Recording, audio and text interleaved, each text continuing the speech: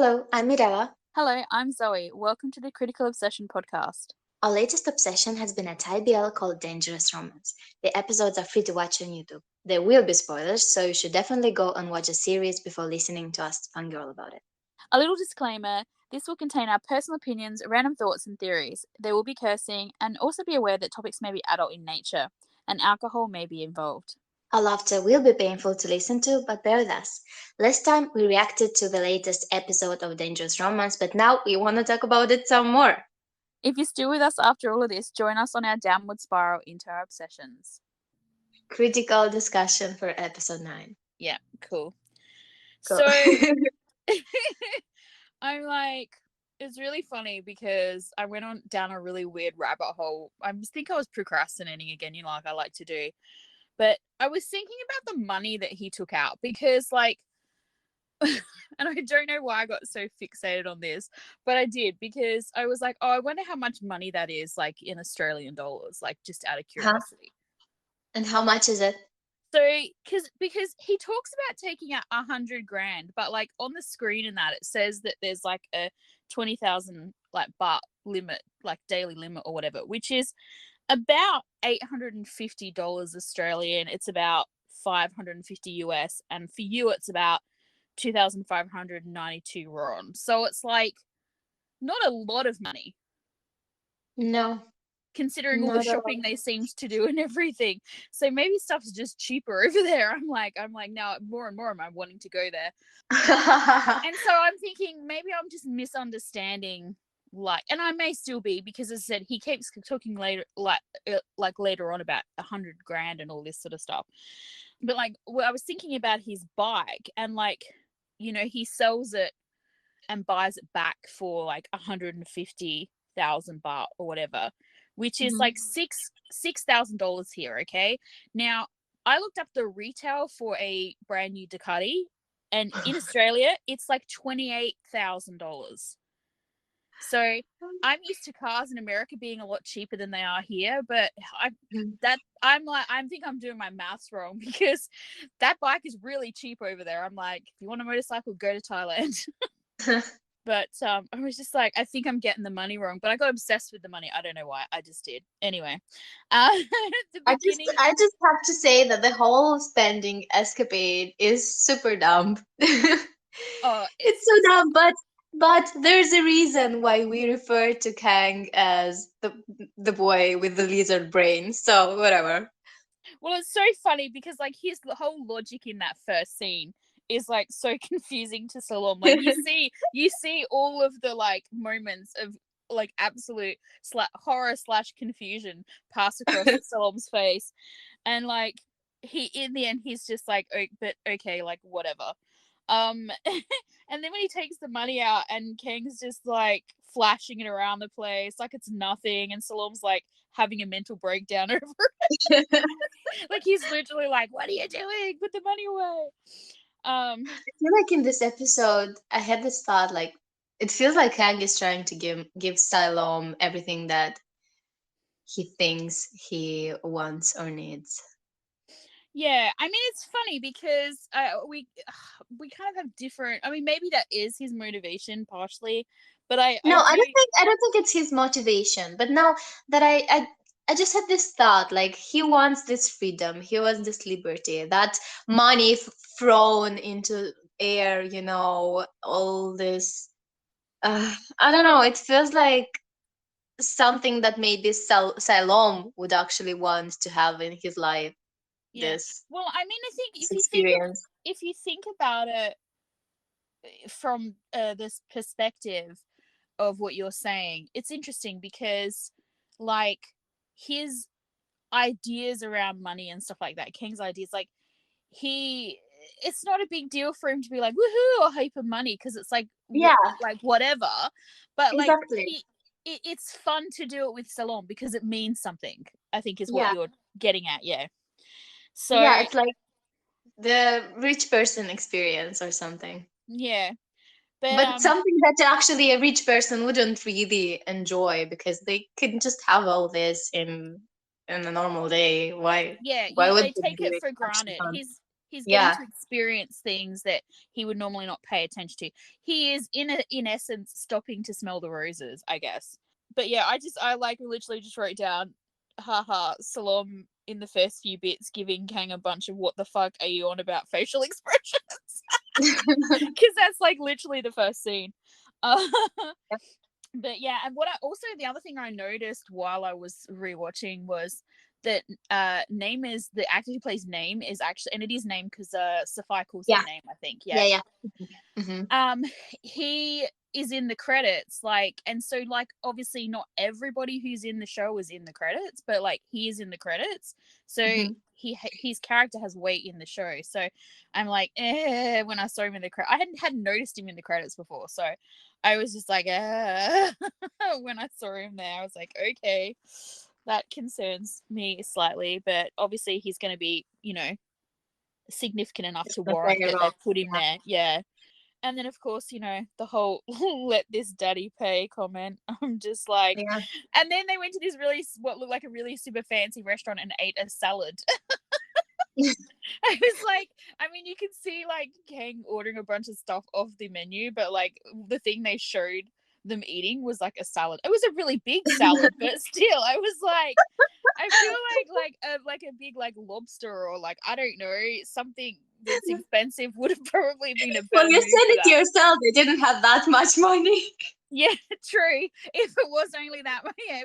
If my translation is correct, then yeah, I guess lobsters would have been out of the question. But yeah, I'm just like, I was so amused by that. I was just like, let daddy pay and you can have a salad. But the and also like in the shopping scene, like how you said it was ridiculous or whatever. I was like, the multiple watches and pairs of sunglasses like was sending me, because I'm just like, what? Why? Like I'm like, are sunglasses and watches like the male version of shoes and purses? Because I'm just otherwise I don't Maybe. understand. I'm like, wait, what? Maybe. But yeah. And like if that was so we had lunch and then we had the shopping, but then the thing that really got me was the couples massage. Yeah. I'm like, and I I never don't know what really to say about I never really noticed it. I was like, how did I miss the fact that they had a full on couples massage? Like, I'm like, what is even happening right now? that. I'm just like, are That they on a scene is so honeymoon? random. Like, I mean, I suppose they are kind of on a honeymoon, so technically, but well, I mean, not technically, but you know what I mean. But it was funny, and I mentioned, in the last podcast about how I'd been really surprised by Salom's easy acceptance of Kang spending his money on Mhm. him, or rather his father's money, so freely. And, I still think it's what I said before, that it was for Kang, like it was him buying stuff because he Yeah. wanted to and not because Salom needed it, so Yeah, in this situation, he just tags along. He's not really interfering. He's not no, really changing from his point of view. I think he's not changing the course of things. Like he didn't even express his idea of what Kang should do, how he with the should money, act or yeah. regarding, not really about his father. Like he Oh, wanted to say something, but then Kang decided he would do this money escapade or something, and he just went along. yeah, yeah. And as I said, I think last time, I still sort of maintain as well that, if he had been like, oh, you need this, or, whatever, then maybe it wouldn't have gone down the same way. But it was, I found it an interesting distinction. Hmm. That it was more about, like, let's just tralala, let's just get rid of this money, which is interesting as well for someone who's like worked so hard just to get every little bit. He seemed to actually enjoy Kang spending it. And then we had Sophia being worried about Salom. Which makes sense. It does. I don't really have much to say about it, honestly, Mhm. because, I mean, I was a little bit surprised at the time because still wasn't really sure what to make of him. Mhm. But I'm less surprised on the rewatch. Mhm. And the father, saying that what did interest me though is the father said how he had been unable to reach either of them. So Mhm. I mean, I guess we have to assume that their phones were switched off. And Yeah. maybe if if this whole, if what's said in later in the episode about, Salom speaking to his father and all that is, the case, which I'm guessing it's meant to be, he probably got some sort of message when he turned his phone on to ring Guy, in which case that's probably when that all Yeah, sort of went because down. Guy also mentioned that he couldn't reach Salom, so their phones True, were that's turned right. off He said he for wasn't a period of answering, time. so yeah, they must have had their phones off or something.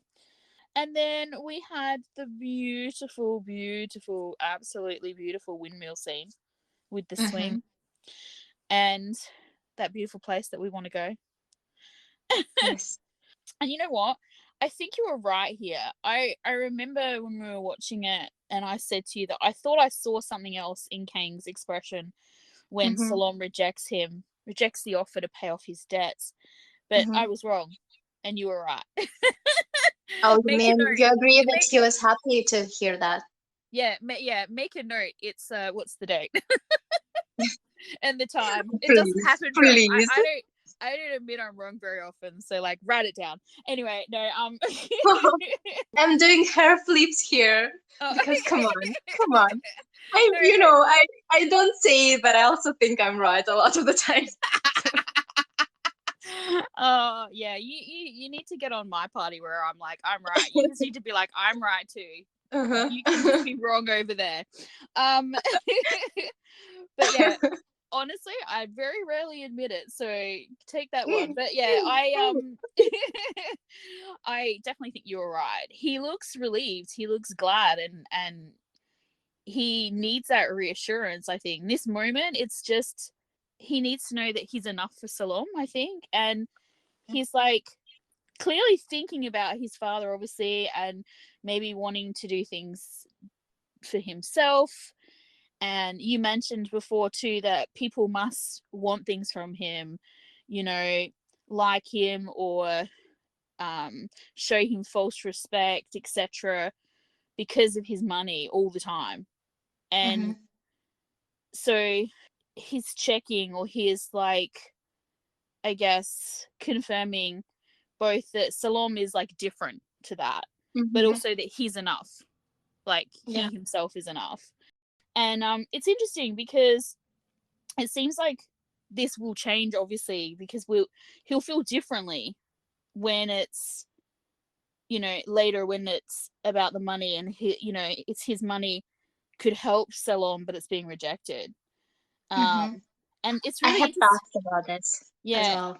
it's really interesting because they both have really actually have very complicated relationships with money. Like we've talked about obviously Salom's issues at length, but like it's not just Salom. Like I'm starting to realize that Kang might have just as many issues with his money as Salom does. Like he doesn't want Salom to want him for his money, but he also doesn't want to feel rejected for it either. Um, Yeah, it's all I really complicated, which makes it complicated between them because how do you explain that to somebody? Like how do you say to somebody like I'm more than this, but like you can't, I don't want you just to want me for this, but you can't like also reject me for this. It's like it's mhm. super complicated. Yeah, I feel like both of them have very contradicting feelings regarding all this. Mm. So Salom doesn't want to get rescued. He doesn't want to use Kang. Darcy disagrees. What? Darcy, What let her do go. I do She's now? probably Should I just Darcy. cut it? I don't cut it. Darcy just said something Cut very interesting. I'm telling him, but he's wrong because you're right. Keep going. it. Thank you so much. Thank you. He needs to hear it. He doesn't believe me anymore. Yeah. Okay, so he wants to keep his integrity and independence, but at the same time, he just wants to give himself to Kang in almost every way possible, right? Which Mm, is what he does in this episode. So I think when he asks jokingly, "Should I just become your sugar dad baby?" mm. He actually thinks about it. This is one of those weird thoughts that I had, like my mind just wandering off in a weird, It's so really weird funny because direction. I have some stuff about that too. But yeah, keep going. Yeah, so because wouldn't it be so much easier to just let someone else Take care can of like everything. take care of him. Exactly. Mm. Take the burden of responsibility off his shoulders. But he grew up as a person who naturally won't let someone else just be responsible instead of him. Mm. When you have parents, most of the time you rely on them. You Yeah. don't really burden yourself with too much care. It's their business to provide for you. Mm. But he grew up with an older brother instead of parents. And even though his brother probably always kept reassuring him that it's okay, I think the more reassured he was, the more he wanted to give back, Mm. and the more he tried to take matters into his own hands and take care of himself. I think the other thing is as well is like we've seen Sapphire as being not that reliable as well. So even if he was reassuring Salom that it will all be okay or it'll work out, don't worry, blah blah blah, he has seen the reality of that that's not always the case.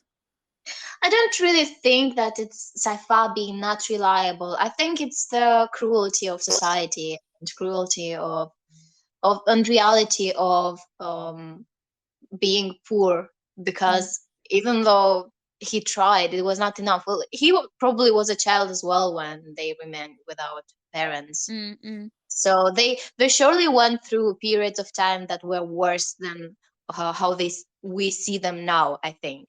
Oh, for And sure. so this is a very like the more he cared for the person, the more he wanted not to need that person's care, the more he wanted not to have to rely on them.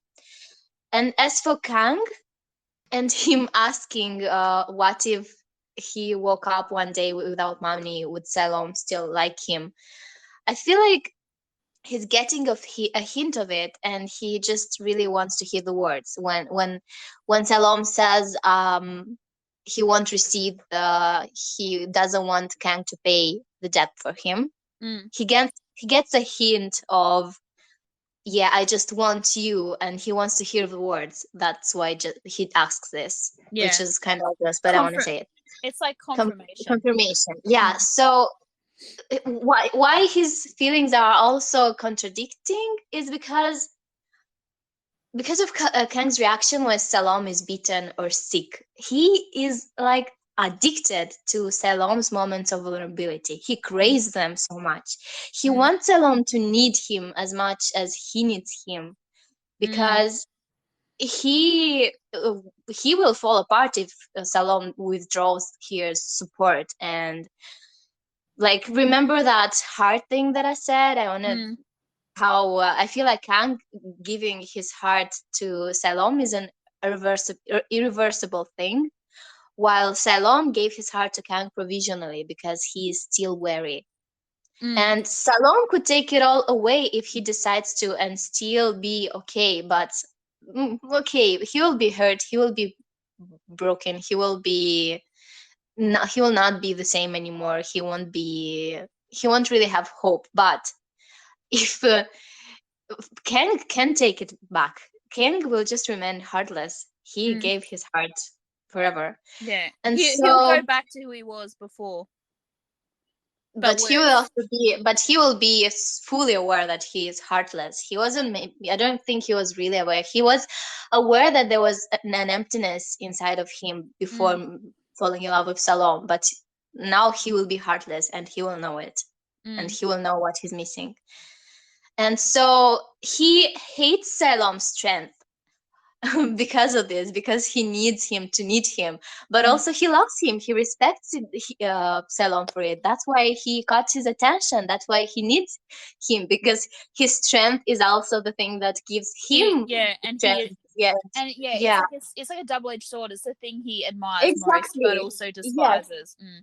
And it's, I mean, it's yes, the other thing is Kang. We said this before, but Salom rejecting Kang's money is, his money is a part of him. So it's like yeah, it's interesting that he's posing the questions as well about, if I didn't have it, blah blah blah, and all that, because the fact of the matter is he does.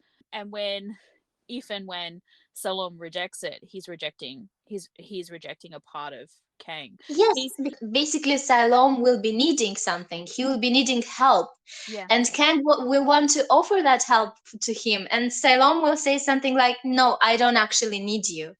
Yeah. And that will break Kang. Yeah. hearing that I he's mean, not needed.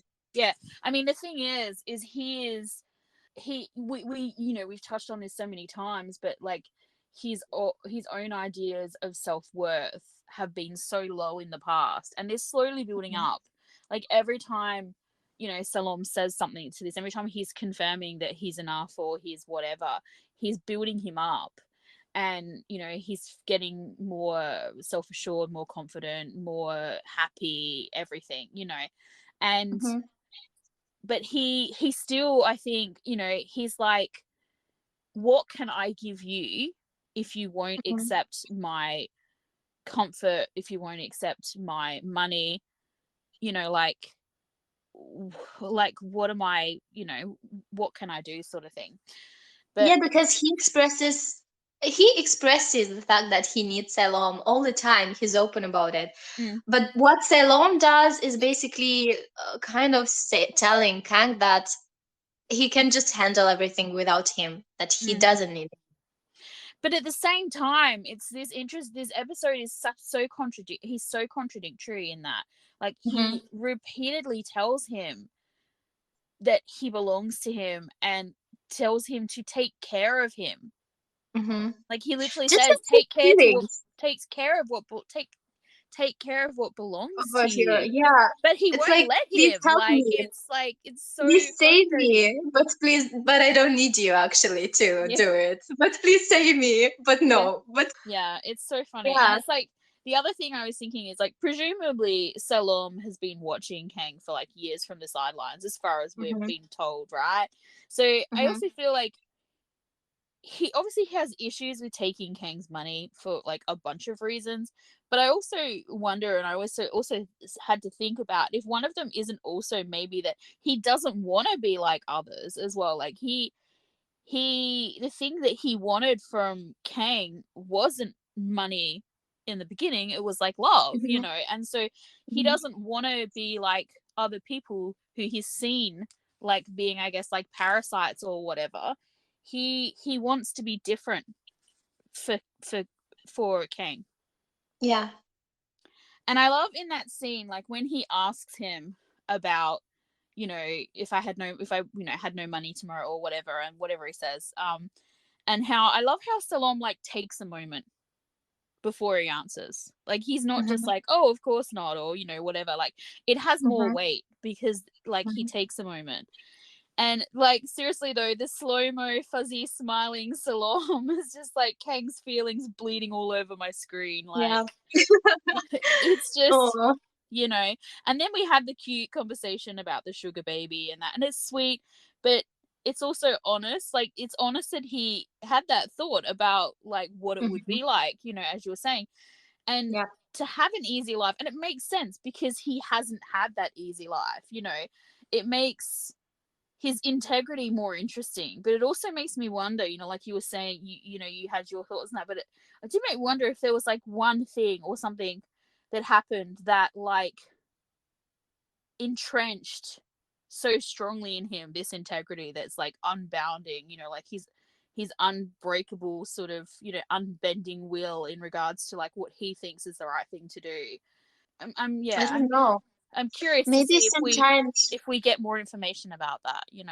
I feel like sometimes usually it's more of a bigger brother. Doesn't isn't it like the bigger brother, bigger sister Yeah, I mean, trait? it's a role reversal for sure, but I mean, that's not.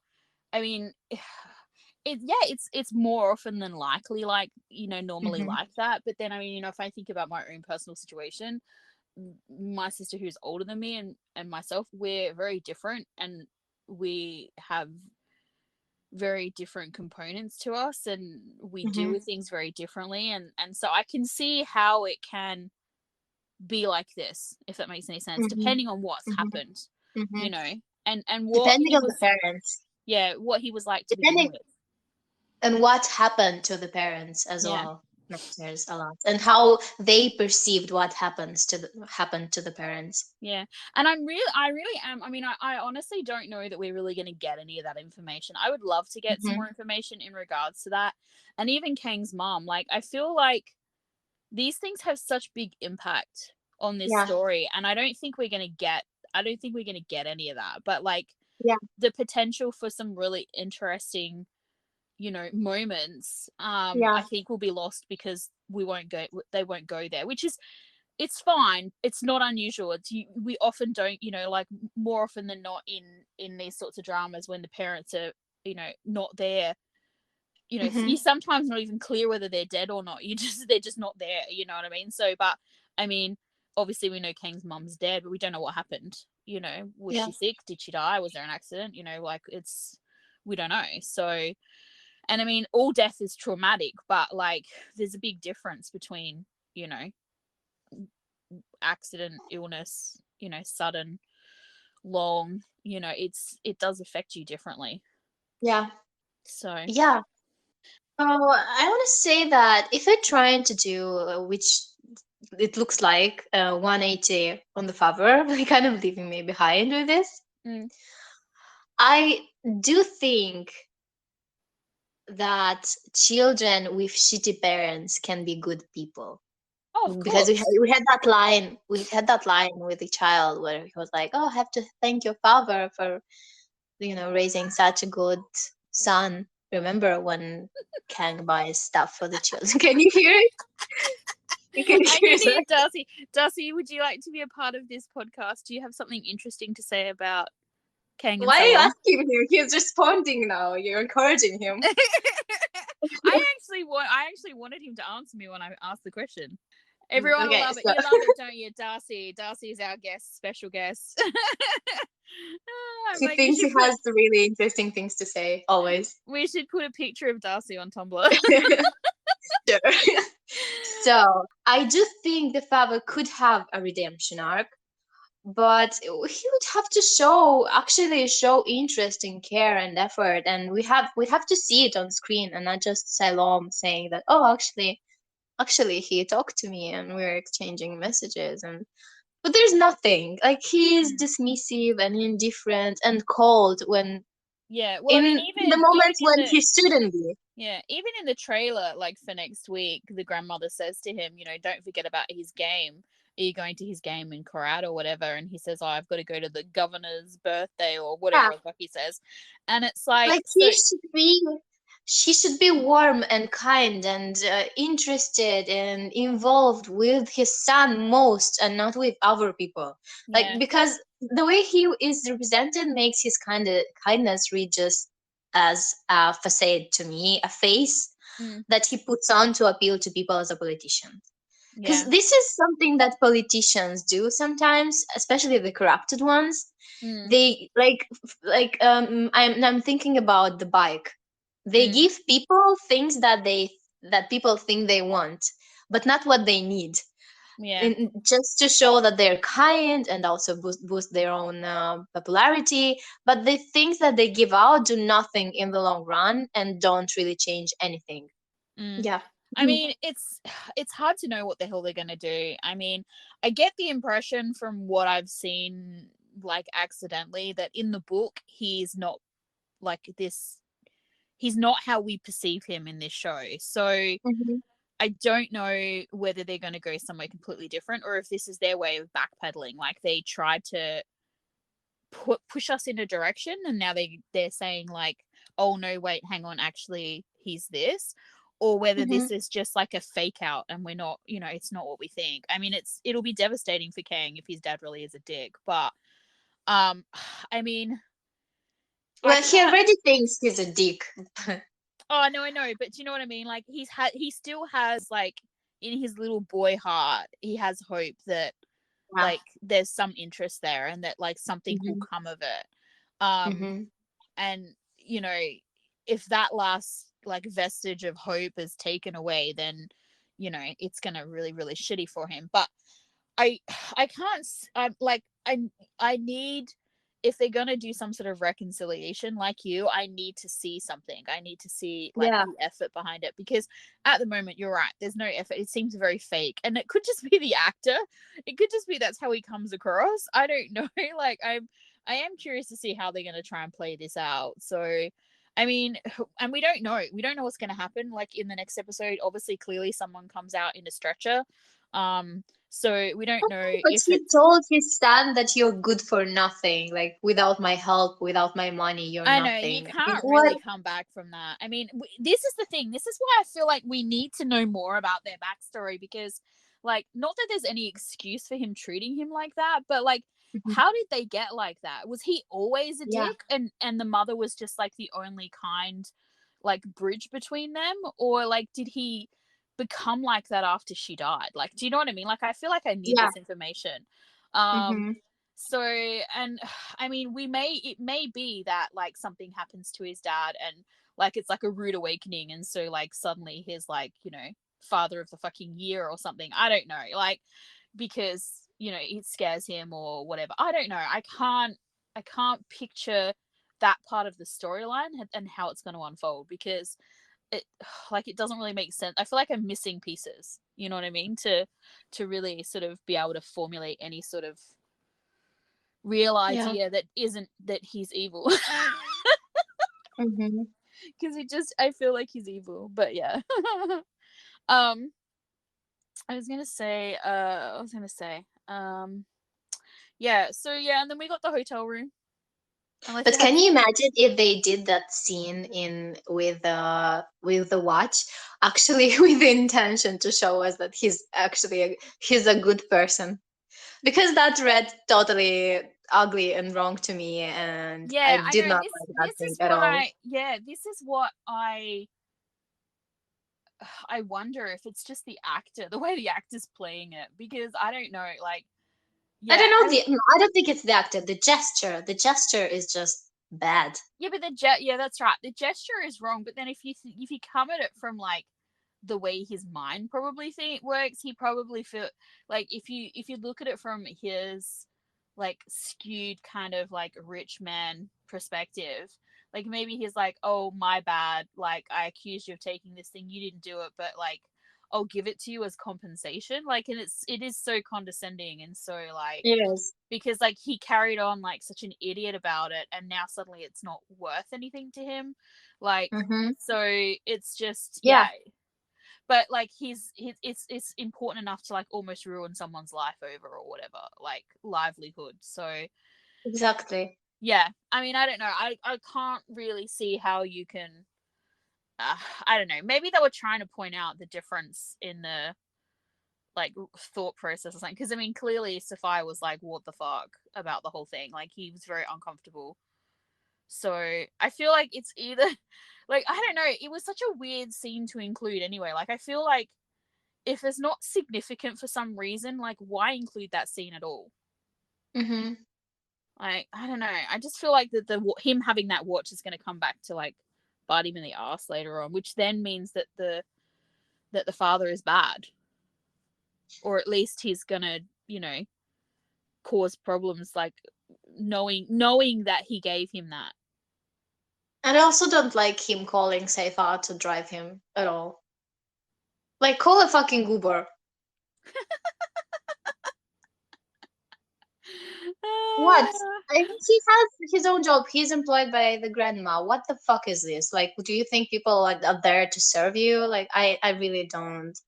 The I thing don't is, like the vibe. the thing is though, I guess, I mean, a lot of people who do have money, they like one person in the service industry is good as the next. Like I remember I was on holidays once and I was staying in this hotel, and this super rude, super arrogant guy, I won't say like what country he was from, but he was like really really arrogant, and he was like all but like yelling at this poor like maid out in the hall because of something that had been done to like his clothes or something. Like obviously he'd sent something down to be laundered or whatever, and he wanted her to fix it. Like he wanted her to stop her job, which was basically like, cleaning the rooms, and like fix his shirt for him, like go and get him a Mhm. new shirt and all this sort of stuff. And it's like, I couldn't believe it. Like I literally had to step in between them, and I'm little, like I'm 4'9", right? And this guy was like 6'4" or something. And I literally had to stand in between them and be like, this isn't her job, right? And also, we were in a country where English isn't the main language, so I don't even think she understood what he was saying. And like, there's nothing like an angry white guy screaming in your face who's like massive. And I was just like, she's clearly not someone who works down like in like, she's not a dry cleaner or like or whatever. Like, ring frickin' the front desk and Yeah. make a complaint. Just like complain to some random person who's in the hallway whose like job it isn't to do this. Like, and it's just, but for him, she was service, so she one service person was as good as the next, and I feel like that's like he clearly had money, he kept flashing his Rolex at me. All I saw was his big meaty fists, and I'm just like thinking, wow, if he tries to hit me with one of those, I'm just gonna like end up on the floor. But I was just like, fucking, you're a rude prick, and I told him so. But like, it just to me illustrates that, he all he saw was someone in a uniform that was there to serve him. He didn't care whether it was her job or her responsibility or whatever. So like, I can see that mentality, like, as to why he would think it was okay to poach. Like, and it's not even like he's just like and I'm like, this is going to sound, if I say it the way I was going to say it, that sounds really bad. But like, it's not like he is just one of the house staff. He is there to care for for the grandmother. Like, he has a very specific skill set job. Like, Yep. he wouldn't be there if she didn't need his help. So like, he can't just go off tra la la la la, or he shouldn't be, because otherwise, what the fuck's he doing there? If he's not going to be But there when he's if she making needs him him. just being available for any shit that he suddenly wants, and for watering the plants or whatever. Like, I know, what the right? fuck? I mean, Yeah. Safai does offer, I think, as well, like, in the father's defense. But I mean, I think that's because he just feels like uncomfortable.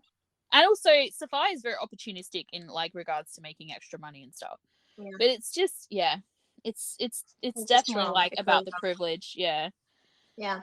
So, and then we have the hotel room, and I loved Oh. this scene. Like, I really liked it. I loved the way they took another way to show like the difference in their experience and their, ideas of things, because we've seen the difference in their you know we've seen the difference in their lives essentially, Yeah. and their status and everything. And this was just another, like, a different way to re-illustrate it, and I thought it was like a good way to do it, because I mean, obviously they've been hammering it to us in different ways, but like, it's always good, I feel like, the show can illustrate something to you in a different way, like it's not just the same thing over and over again. So I liked that, and I also just love how soft Kang is in this scene with him. Like, he's just like, it's funny because you said about how like much of a hard on he has for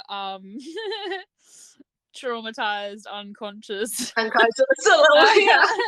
Salom. I literally just wrote like, this is his dream come true, is a sick or unconscious Salom. Like, and it's sad that that's the case, but like, he just really wants to take care of him, like, for real. And I wanted to something else occurred to me in this scene, and I wanted to wait until the end of the show to see if I was correct, and I can talk about it now because I do, like, I watched the whole episode. And it was interesting to me because if you looked at the clothes that clearly they purchased when they were having their shopping spree or whatever, the things they chose to keep in that anyway, like even when they sold other stuff, like all of the clothes that Salom is wearing, all of them are his style. Like, they're probably slightly better quality or like whatever than he, maybe more expensive than he would normally buy. But like, there's nothing, like, there's been no sort of like effort, it seems, on Kang's part of trying to like dress him better or like change him in any way. And I absolutely loved that. Like, I loved that it was such a little thing. And in the first watch, I didn't notice, I didn't pay attention to it. It was only in sorry, in the hotel scene, I noticed how his, the shirt he was wearing was a very Salom sort of shirt. And then I was like, I wonder if this is the same all the way through. And yeah, his clothes very much are something that he would like, you would see him wear in the rest of the show. And I just thought that's really like cool, because this would be a good opportunity for Kang to be like, you know, if he was of that way inclined to be trying to like dress him up like a doll, you know, like in the way he wanted him to look or whatever. And clearly Kang doesn't give a shit. He just wants him. And I love that, because that seems to be like at the bottom line for both of them. They just want each other. It's like all the other crap that's like gonna get in the way. But I just really Yeah, this is all the it, other crap really does get in the way. mm, The money gets in the way. The lack of money gets in the I know, way. right? But it's just like Yeah. these little fundamentals. Like, do you know what I mean? Like, he doesn't look at Salom and see, like, you know, like he doesn't look at him and judge the way he's dressed, or like, Mhm. you know, whatever. He's just instead he's like stealing his clothes because they smell good. Like he has like this he has like this like lizard brain where he's just like he can't like you know, because Salem's like, what the hell, man, why are you wearing my like cheap ass t-shirt? And you know, he's just like, smells good. Smells like Salom, smells good. Yeah, that's So, really cute. and it's funny because you know, this reminds me of how you were saying before about how like Salome is like so eager to do everything for him, even like down to stripping off and like wearing Kang's like uniform so that it smells like him, because he knows it's a comfort to him. It's just it's frustrating that he won't let Salome won't let Kang do the same. I mean, not that like Salome wants Kang to strip off and wear his uniform, but you know what I mean. Yes. So okay, so we had Gaia and Nava, which like all I really have to say about that is that like I just love them. Um, and then the bank is dried up. So They're sharing one brain cell, and I don't care. yeah, I can't. I can't. I'm dying every time I see them on screen. yeah, I know, right? Um, and then yeah, then the bank is dried up. They can't get any more money out, and then they're sitting on the oval watching the kids play soccer. And this is like nothing to do with the show, but I have to comment on it. What is it with ties and like drinking drinks out of plastic bags? It's like the weirdest thing to me. And only because I'm such a catastrophe. Like, I have enough trouble drinking out of a bottle or a can or something. Like, if you were to hand me a drink in a plastic bag with a straw hanging out of it, I would be wearing that in 5 minutes. Less than 5 minutes. If I was wearing light colors. Like, I have no idea how they like they walk around with these bags drinking out of them, and I'm just like, how? And more importantly, why? Like, for real. I mean, how do you manage that? Like, how do you not? I mean, I was getting out the car today after going to the shops, and I had like, you know, things in a shopping bag, and I like bent over to pick something up, and it all just fell out on the ground, you know, as it does. And I'm just like, You know, now you how should does he? try my solution. You know what my solution is? What's your solution? Not going to the store, not buying Oh, anything, not having a drink. Nothing not happens. having any food. No, you should exactly. But yeah, I'm just like, how do they do that? I mean, like, I had a drink and it had a lid, or it had a lid on it, like a bottle with the drink with the lid on it, and I dropped it and still managed to like spill it all over the place. And so I'm amazed. I'm starting to think that they're like all superheroes or something. Like, how the hell do they manage that? But yeah, so I totally was just, and it's really funny because of course they had their bag drinks when they were like, you know, we're so poor. Let's drink out of our bags. And then they went and sold the bike and came back and they had cans. And I was like, okay. But yeah, so I'm just, it's so funny when they're not funny, but like when we talked about it last week about I was so excited because I was like, I'm right in the in the reaction. I was so pleased with myself about Kang's like instant bar remorse, not bar remorse, Oh, seller's yeah. remorse rather. And of course the, you know, for a second there the kids make him feel good. He does this nice thing, you know. We have the cute little drinking scene with the cans. And it's so funny, like the scene with the can where um Kang like takes a mouthful and then is sort of like Oh yeah. trying to put it in He's Salom's like a mouth. bird. Uh-huh. Yeah, I'm just like, why did I see Perth there? I'm like, I felt like that was more Perth and Chimon than it was Salom and Kang, but Well, I they do like, like yeah, to take stuff from the real life of actors and kind of, mm, slot it in there. yeah, a I'm just little bit. like, yeah, They have this yeah, habit in the I series. just feel like it seems like it would be something he would do to torment him. But yeah, and then I loved how like it came back from after, and suddenly they have two cans. Just like these cans are multiplying. Um, we had the cute little boy who pulled on Kang's heartstrings about his father, and Salom saying to him, "You should run for MP." When he's talking about like why he was doing the good things for the kids, and like, Mhm. isn't that what the father's doing? Something like that, some sort of politician role or something. So I Yeah, thought he's that a was politician. kind of interesting, and I'm like, is this going to be one of those things that like comes back later? Hmm. And then we had a really Can beautiful you scene. imagine Salom being like, "You should do this," and Kang is like, "Oh, I should do this," and then he makes it his life goal because Salom Yeah, said so. I know. Like, Well, I jokingly. mean, I wouldn't. It's like it's definitely possible. Um, we had the really beautiful night scenes. We had a couple of them actually in this episode. We had like the nighttime scene of the windmill, and Mhm. then we have the we and then we it moves to the new hotel room where Kang like tries to get into Salom's bathtub. Like, well, not to Salom's bathtub, but he's like trying to talk him into letting him get in the bath with him. And we had I the want to lovely, say how interesting is that he does say it. I'm an introvert, and we laughed about that. But mm, look, he won't let it go. Like he remembers the stuff. He was affected by this. He will bring it up. It was kind of petty. Is it petty? it petty, yeah, it was, but I mean, like, that was a total douchebag thing for for Kang to do at the time as Yeah, well. So it was. But I, what a I moment to bring it up. Like here, you want vulnerability. I can't really give that to you because you hurt me. yeah, I guess a little bit. I mean, it's yeah, it's probably a little bit of that, but I think it was also just because he didn't want to go there. Like, he's like still feeling a little bit awkward and a little bit you're unsure and angry, but maybe even a little bit, as you said. No, I don't think. Um, Yeah, I'm not saying he's angry, but yeah, of course, obviously he had all virgin alarms going off, and yeah, he was I shy. think And mixed feelings. There's still like Mhm. you can still be angry and hurt and not and like be sort of over it at the same time. Do you know what I mean? I Like, because think. it's like I feel like there are moments where you're completely fine about something. I mean, I'm sure we've all experienced this in relationships, even if it's just some little stupid fight you've had or something.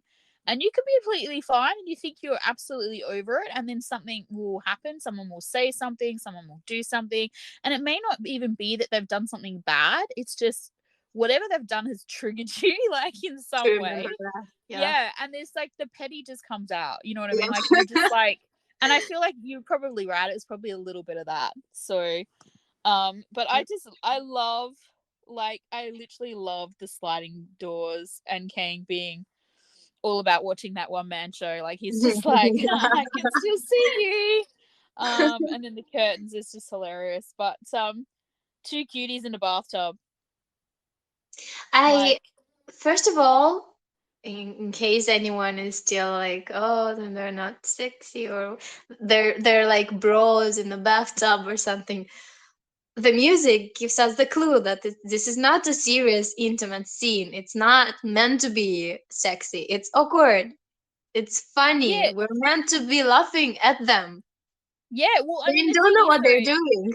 I'm sorry? yeah, I mean, the thing is, in the beginning, it is a serious, intimate scene, but not in the way that like people probably were hoping for, because it's like Kang, like for all his flirting before and everything, like I think Kang gets in the bathtub because he just didn't want to be alone in the other room. Like I feel like he wanted to talk to Salom about like these thoughts he was having, and he Hmm. just wanted to be close to him. So Yeah, he like needed to go to the fucking bathroom because, the that's bathroom. right. It's like yeah, that's right. He needed to be in their bubble, um, Yeah. or in this case, in their bubble bath. So,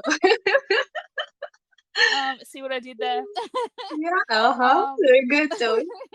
It's like I feel like I need like a like a drum kit and do the did it. Yeah, that one. The little hi hat. Yes, I'm here all week. But yeah, and I feel like he, I mean, like he trusts Salom's judgment for things. Like Yeah. it's like to a certain extent he was having a conversation with himself, but like I mean he's talking to Salom obviously, but like it's like he's he's speaking all of his thoughts out loud. He's Yeah, but bouncing them that's off what you him. do, right? When you have Mm. when something bothers you, you want to talk to the people that you trust and have them hear you out and maybe hear their opinion. That's That's right. And of course, then once he gets his worries off his chest and he has it all sort of sorted in his head, he's back. He's back yep. and he's ready to flirt. And then, although the thing is actually Salom starts it Yeah. because, and it's like a little bit of that whole like, don't write a check that your ass can't cash because he gets shy, like literally sort of as soon as Kang starts getting close. And then But we got it's the so heartbeat. funny because Kang is like in the beginning, he's like, if it's making you blush, just put your hand on the water. Then Yeah, I know, when it right? becomes We too much for Salom, he does just that. Yeah, he does, right? Like it's just, and we had the heartbeat, and it's like Yep. I love them. It's like I love them when they're so like sweet and cute. And we got this another long stare without like a hint of awkwardness. Like it was just like they were both kind of like testing each other. Do you know what I mean? And then Mhm. and then Kang's like, I give up. I'm going for it. And Salem's like, nope, not today. Um, And and I just yeah. this is the moment he says the what's already yours, you must take care of it, right? This is when the heartbeat starts and also the long stare that you just talked about, right? Yeah, because and that's what I mean when I say he sort of starts the flirting because he says that first. Like he brings that up and What do you I think he mean, brought that up? Like, I mean, they were talking about the bike, and Kang was saying how what's not his, he should return it, and then Selom says, "What's already yours, you must take care of it." What do you think he decided to say that? look, I honestly don't know. I kind of feel like it was a bit of a flirt, but I also feel like I mean, clearly he meant it because he brings it up again later on. Hmm. Um it's interesting that he both times he brings it up, it is sort of an intimate situation. So like clearly later on, it means it definitely has a double meaning when he says it. I feel like the second time, and so I feel like this time as well, it probably did too. Like I feel like he's being a little bit flirty, but he's also being very serious, and I feel like this is just I was just also thinking about like, and the bike is something that Kang feels he doesn't deserve, and that's why he has to return it. mm, And well, if Salom means himself when he says what's already yours, you must take care of it. He's like, it's like, well, you do deserve me in a yeah. way. I think as well it's like it's kind of an answer, it's yet another answer to all of the questions that Kang has asked him so Mhm. far, like the thing about if I didn't have any money, it's just one more way for him to say that like he likes him, like he Mhm. chooses him. Mhm. um but his wording is very potentially problematic for later on just It's so because interesting because yeah, because he cannot say he cannot say I need you. He doesn't mm, say I need you. He says he kind of says take ownership, take responsibility of me, but mm, he can't bring himself up to say I need you. Even though mm, Kant says it to him multiple times in different ways, right? mm, mm, Because for Salom, saying something like that would be like summoning the death monster and bringing up all the class and upbringing shit difference mm, and mm, everything that could end the relationship from his point of view. So mm. his I need you is actually I'm Take care of yours. me. Mm. Yeah, I'm I'm yours, yours. take Take care care of of me. me. Yeah, Mm. And I think don't let as me well, go. like, yeah, I think as well, maybe it's his Don't. Oh way my God, to be. Zoe, don't let me go. Can't let the bike go because it's not. But if he says I'm yours, it's like don't let me go also because I'm Yeah, yours. I Don't. think so. I think so too, and I think as well from Salom's perspective, he probably looks at Kang as like quite materialistic, and Hmm. so we had this theme between them from the beginning about like Kang wanting to own him, Hmm. and like so this idea of being freely given and being something that belongs to him, um, like and if you think about it as well, like Kang is somebody who he doesn't really seem like like he sells the bike and everything, but even though he has these belongings, he doesn't really seem like the kind of like rich boy who just discards things. Like a lot of rich people, like, they use something, they break it, like they throw it away, or like, they don't like it, so they give it to someone else, or, whatever. Like he doesn't come across that way. Look at his belongings and stuff. Like he has the umbrella from when he was a kid.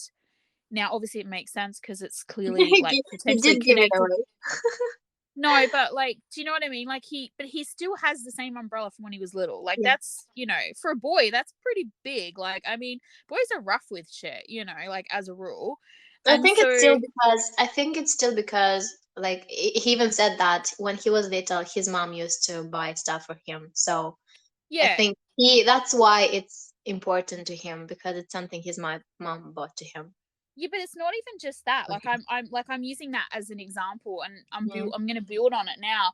To go back to, if you think about like his upset and his like slight horror at the fact that his grandma had cut up that shirt that was his, and his grandma's like, "You've got thousands of them or whatever," and he's like, "Yeah, but it's mine, and it, I really liked it." Like he doesn't come across as the kind of like person who, even though they're somewhat materialistic, is like things lose value just because they're his. You know what I mean? So like if you're someone who observes, and obviously Salom is, and he's obviously been observing Kang for a long time, and I think he takes everything in. Like to me, it does make sense for him to like want to equate himself in Kang's mind as something that belongs to him.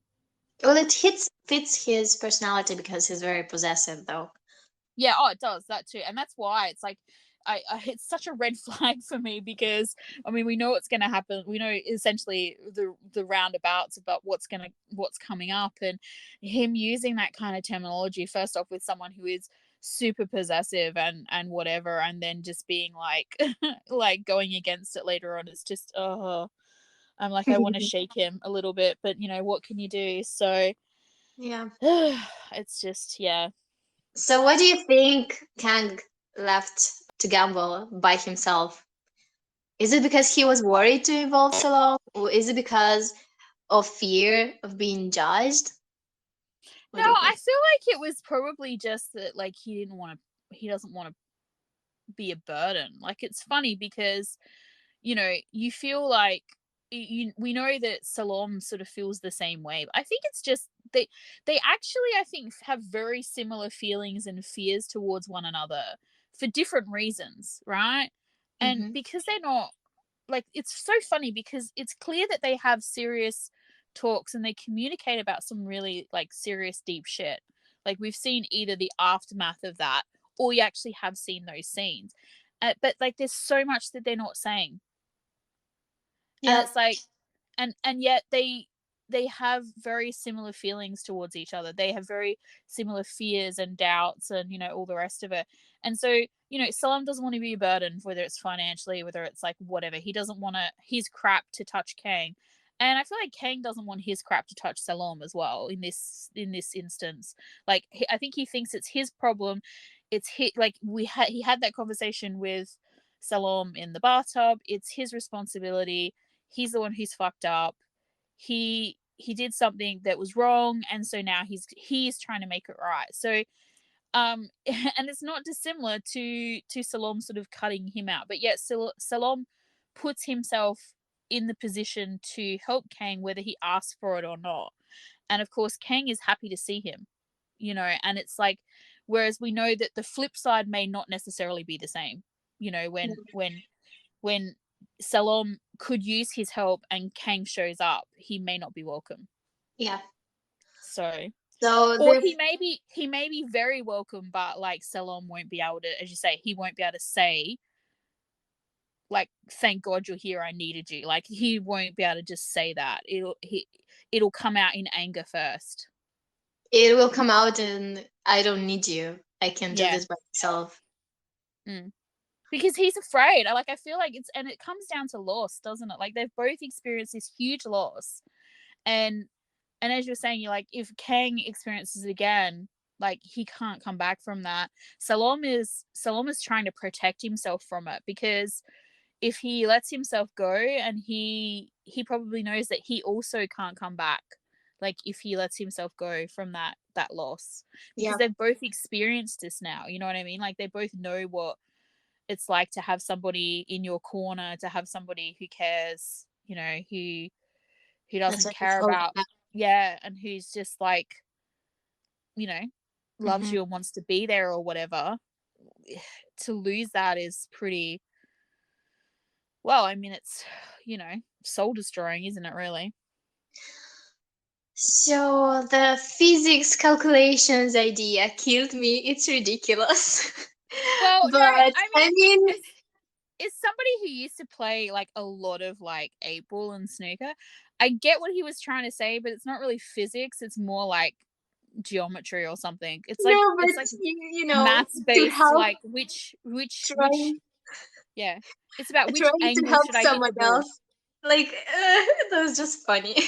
But I know he it was was. there at the wind to the windmill. He was Yeah, there providing support. I did think the physics thing was funny though, because Yeah. like, because physics would imply like how hard to hit the ball, like how much Uh-huh. force, whereas like it's more, as I said, it's more like geometry or something. It's like what angle to No, hit the the ball at. angle is also physics. Is also physics, but Really? yeah, Okay. yeah. Well, But it's been a long time I since I've bet done his math. presence did help though. Of course it did, because he's the wind beneath his wings.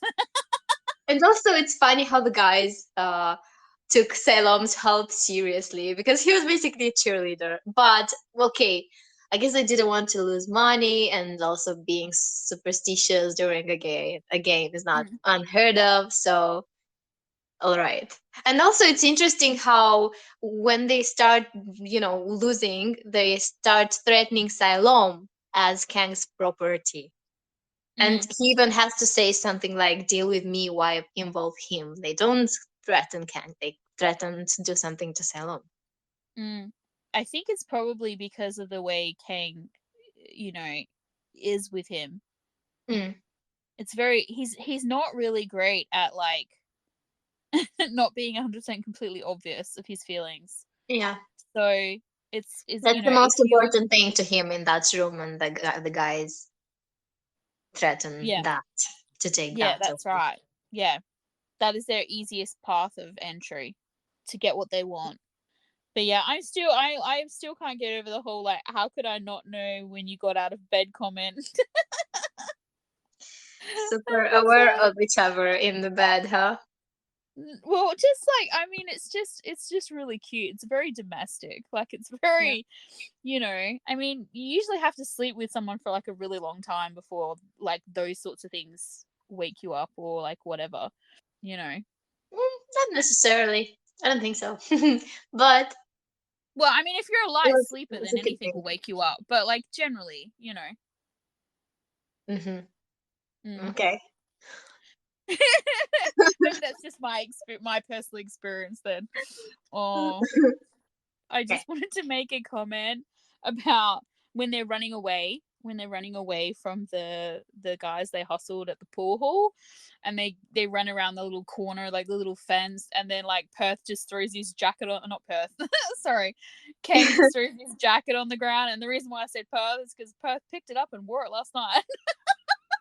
I was just like, I never realized he threw it on the ground, and then he was just like, oh, I'll just wear this, this looks like a good thing to wear. I mean, I understand it looks really fine on him, but still, I thought that was quite funny. Do you mean yesterday at the GMM reveal thing? Yeah, I Mm. do. Yeah. Yeah. Hmm. Yeah, and that scene as well, you had, we had that we had that moment where Salome is concerned that, you know, it won't just be as simple as just handing over the money, because like he's used to things not going easy or not working out, like not things don't come easy to him. Mm-hmm. So it's funny. I just before we go on, I just want to take a moment here and just talk about something. So in I know it's a previous podcast in the reaction one, or if it was in the previous critical discussion, you brought up the words that Salom says at the beginning of the Yeah. series. Mm-hmm. I went back and I watched those tonight because I could not remember. I mean, I knew the general gist of it, but I couldn't remember the Mm-hmm. exact words, what was on the screen at the time, and everything. So I Mm-hmm. went back tonight and I watched it, Okay. and Hmm. I thought it was really interesting because it's. I feel like we're not going to know until the end, like if it fits that moment that we're seeing, or if it's about what's about to happen. Because basically he says like how he, you know, everything's so uneven, Mm-hmm. and he once again I'm paraphrasing, but like he's worked, so he's striving, like he's really trying really hard to pull himself up and get better, and you know have better, Mm-hmm. and how like he's so close, and then he's back where he started, sort of thing, like back where he feels like crap, and that, you know, like shit's going Mm-hmm. not right for him essentially. Mm-hmm. But when he's talking about that, it's in the scene where Kang is bullying him and like undoing his shirt and all of that. So that him saying that could be in reference to that moment, because in that moment he was pretty low, Yeah. or it could be as to what's to come. He's got to this point where everything's really good, things have been built up, he's super positive about the world, about the universe, Mm-hmm. and then it's all going to go to shit, which we know it's going to go to shit, but we don't know how it's going to end. So Yeah. I'm And I hoping think it's the thing that is happening in episode one is actually not him materialistically going down, but him feeling like shit because of what's happening. Especially if we know now consider the fact that he had feelings for Kang um, during that time. He felt like yeah, but shit when I he don't was doing that to him. yeah, So I don't think it needs to be about materialistic though, because it just, even like, so in the beginning he's, you know, well, not in the beginning, but yeah, like he has this scholarship, he's working towards things, he's got his friends, he's in a good place, and now his scholarship, essentially at every turn Kang is like threatening his scholarship as well. So I feel like it still fits in that moment, in no, that scene. I'm not saying it not, doesn't fit. I mean, he was low because of his emotions mostly and the things Oh that was, yeah. and I'm thinking that's gonna happen in the future as well, Oh, for sure. Like I feel like it will fit. Like this is the like that. thing.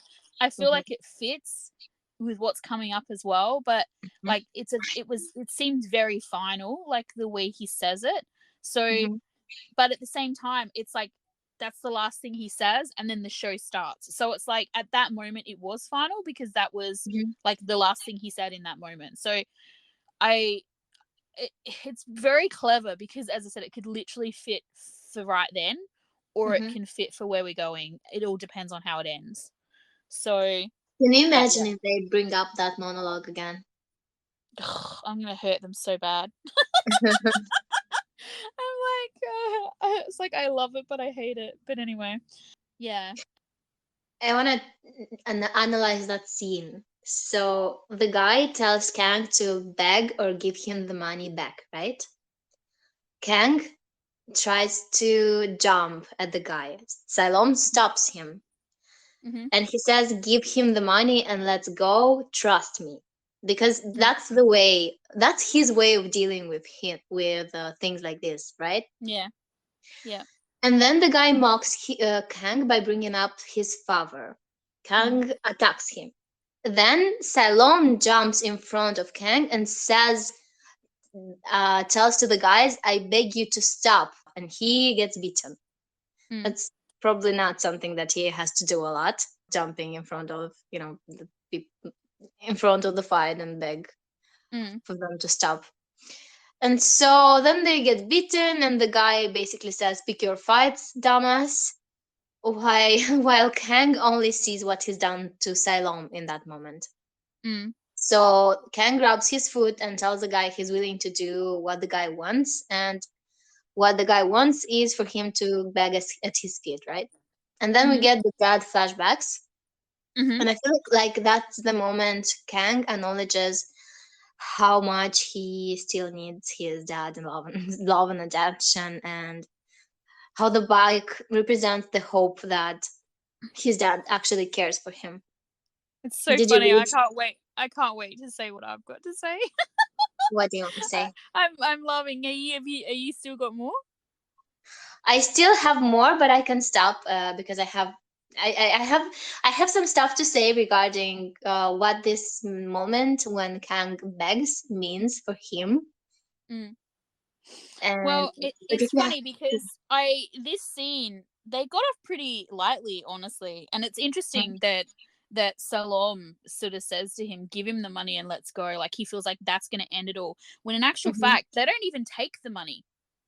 hmm You know, they don't even take the money that they feel like they were robbed or whatever. They he is the guy. Let's call him the bully. He's not a bully, but let's just call him that because I don't know what his name is.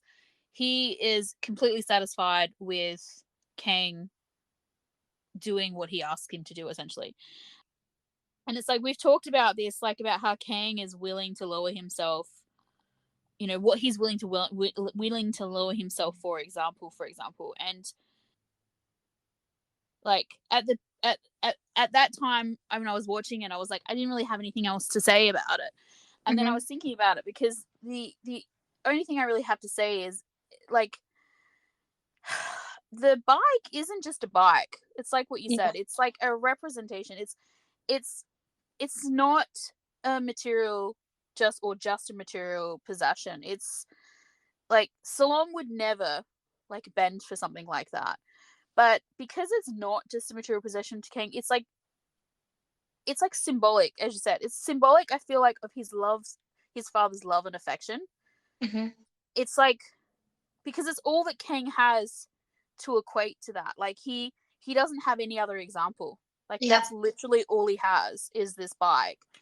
And so like we're basically saying the same thing. And it's like I just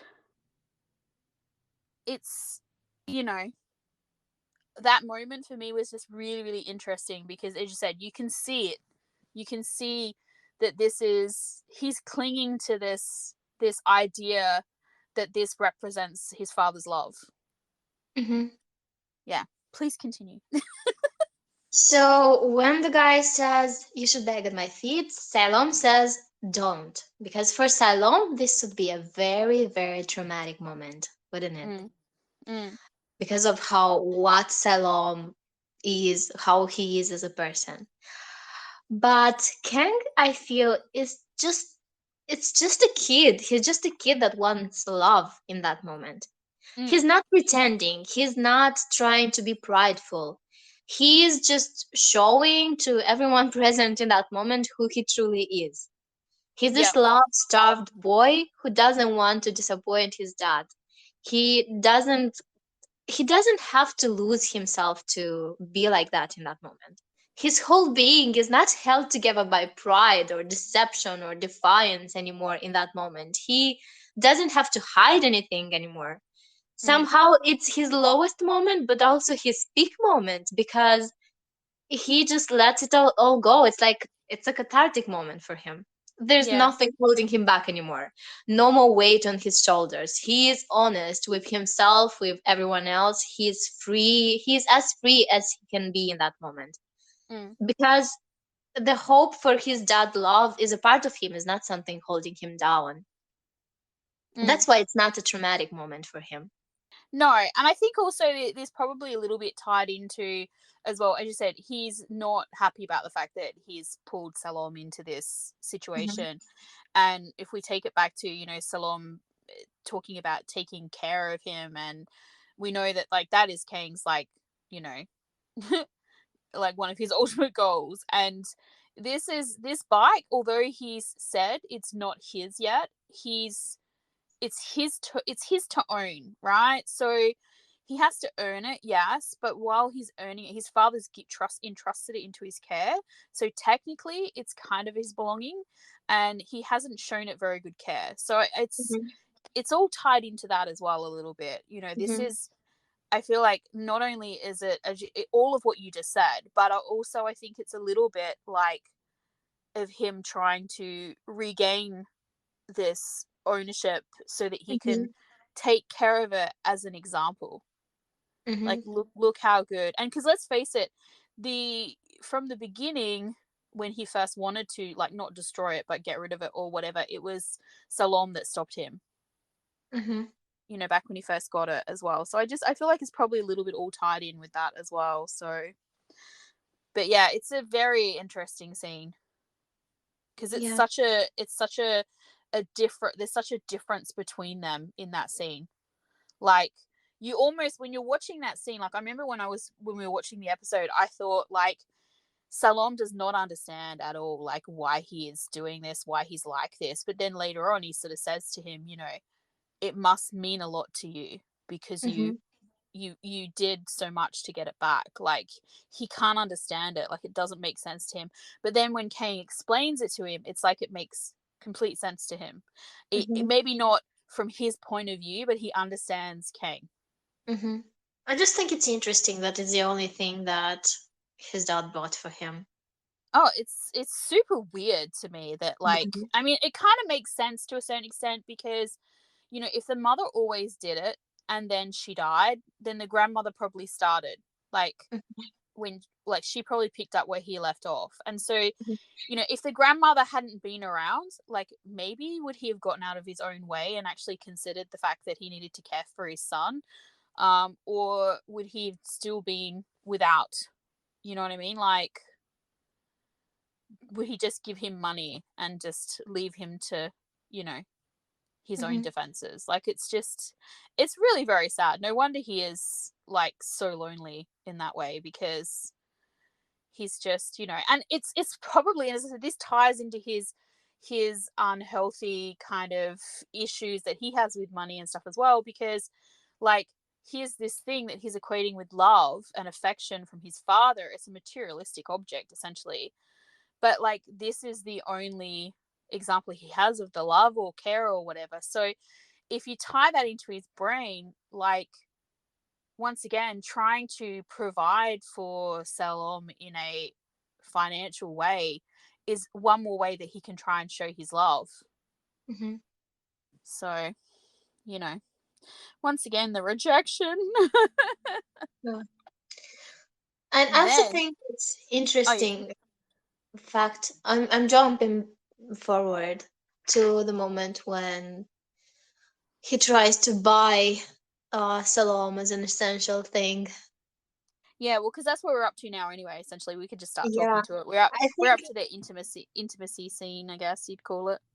it's interesting that he has to ask, he feels the need to ask this question that if Mm. he can buy Salome, because he's very perceptive. Does he feel that Salome's doors are mostly closed all the time, that he's holding back? I think so. He's really, really. I feel like Kang is really cautious with Salom. Like, even in this scene. So, like, we have this really interesting role reversal at the beginning of this scene because Salom is taking care of Kang in terms of, Hmm. like, physically caring for him, which is we've Yeah. in the past only seen from, a Kang caring for Salom perspective. And so that itself is different. And he's such a little boy in this scene, Kang. Like, he's so soft and unsure, but also hopeful, but also fearful. Like, when he's talking Hmm. about his father and everything, and, like, you know, I keep getting pulled back to Salom's, are you mad at me? And he's just like, as if kind of thing. Like, he just could never. Like, Salom is his wind after all. But, like, Kang looks so soft here. And I, like, when sorry, Kang. So I just said Kang. Kang looks so soft here, and so, like, when Salom kisses him, I was like, I get it. I would have kissed him too. Like, he just looks like, I don't know, like, such a, like, he looks to me. Out of all of the scenes we've had, out of all of the moments we've had, he looks really young here. like I buy that, like, he's a high school kid in this scene. Like, he looks so young and so vulnerable, and like I'm just he Like he's just like, what should I do? What should I do with all these feelings, with all these yeah, and desire that I have? Kang is once again, he's so earnest in this scene. Like, him, Mhm. when he asks to buy him because he's essential, like how far they've come when you think about, from Kang thinking that he could own Salom and that he was just this disposable thing. Like, Mhm. he, you know, he, to now, like, Salom is just, he's a pure essential to him. Like, he can't, as you said, he can't do without him. Like, and then, we get the whole, you can't buy what's already yours sort of thing. And when Salom kisses him, like, it's such a sweet kiss, and you see that Kang is like startled. Like, he's just like, He is probably overwhelmed by what it means in that moment. Because yeah, that's just perfect. That's exactly what he wanted to hear. yeah. And it's like, I feel like it's it's a kind of a, he's this, he wasn't expecting it. Like, he's so careful, even when he's teasing and flirting and joking and all the rest of it. Like, he's so careful with Salom, and like in this scene, he's just like, even, Salom kisses him and then pulls away. He just, like, he doesn't move. Like, he's just I don't know. It's just one of those things. Like, it's just, It's really they're happening. talking. Yeah, I know. Yeah, Yeah. and Like this Salom has to nod for him to really get the yeah, message well, across. that's right. Well, because, and he, when he says, like his response to him, where he sort of says, "I'm expensive," and Kang says, "It's okay, I'm rich." It feels so much more weighted here. Like, they're not talking about money. Like, I feel like if Kang has Salom, he's like, he's indeed rich, right? Like, from his Mhm. perspective. And Kang is rich as he has so much he can provide for Salom, like things that Salom needs. And I'm not just talking about money specifically, but like, I just love the intensity and the softness in this scene. And yeah, as you said, Salom's little nod here is his permission. He is giving, like, because it's like Kang, I feel like after he pulls away from the kiss and everything, like, Kang's expression is like, he can't believe, like, what he was just given. Like, he was given this gift Mhm. of Salom kissing him, and he can't believe it. Like, he's like, he doesn't know what it means. And then um I also want to say that I'm expensive and I'm rich doesn't really. I feel it's like when someone says I'm complicated. Are you sure you can love like yeah, you can handle me? And yeah, Kang says it's okay. I'm rich yeah, I because feel like, he yeah, will he's do like, anything to have him. yeah, he's like, I have all the tools that you need. that's Yeah. that's how I took it as well. Like, they're Hmm. very, very, I feel like they're very much using double entendres here. And Hmm. especially when this is what I was saying before about in the bathtub, in this scene where um Salom says about, like, I told you just to, to take care of what's already yours, or whatever he says. Hmm. I should have it down like word by word in my brain, but I don't. I'm on drugs. And he he says, when he says that, like, it's like it's a double meaning for sure. Like, because Hmm.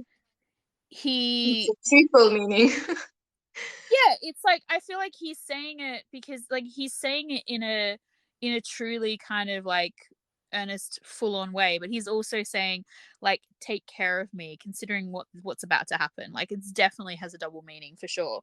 But yeah, like, the little nod that we get is just, like, it's like, but I feel like, we see, Kang definitely needs that, because, as I said, you see, like, after the kiss, he has this, like, look on his face, like, he, as I said, he can't believe, like, he's finally getting to have all of this, like, everything that he wants. Like, oh my god, my poor sweet baby. And I'm just like, I have to say this, I'm just like, I don't want him to be broken, but he's gonna look so beautiful when he is. I'm like, I'm so evil. I'm sorry. I totally shouldn't have laughed. But Yeah, like, no.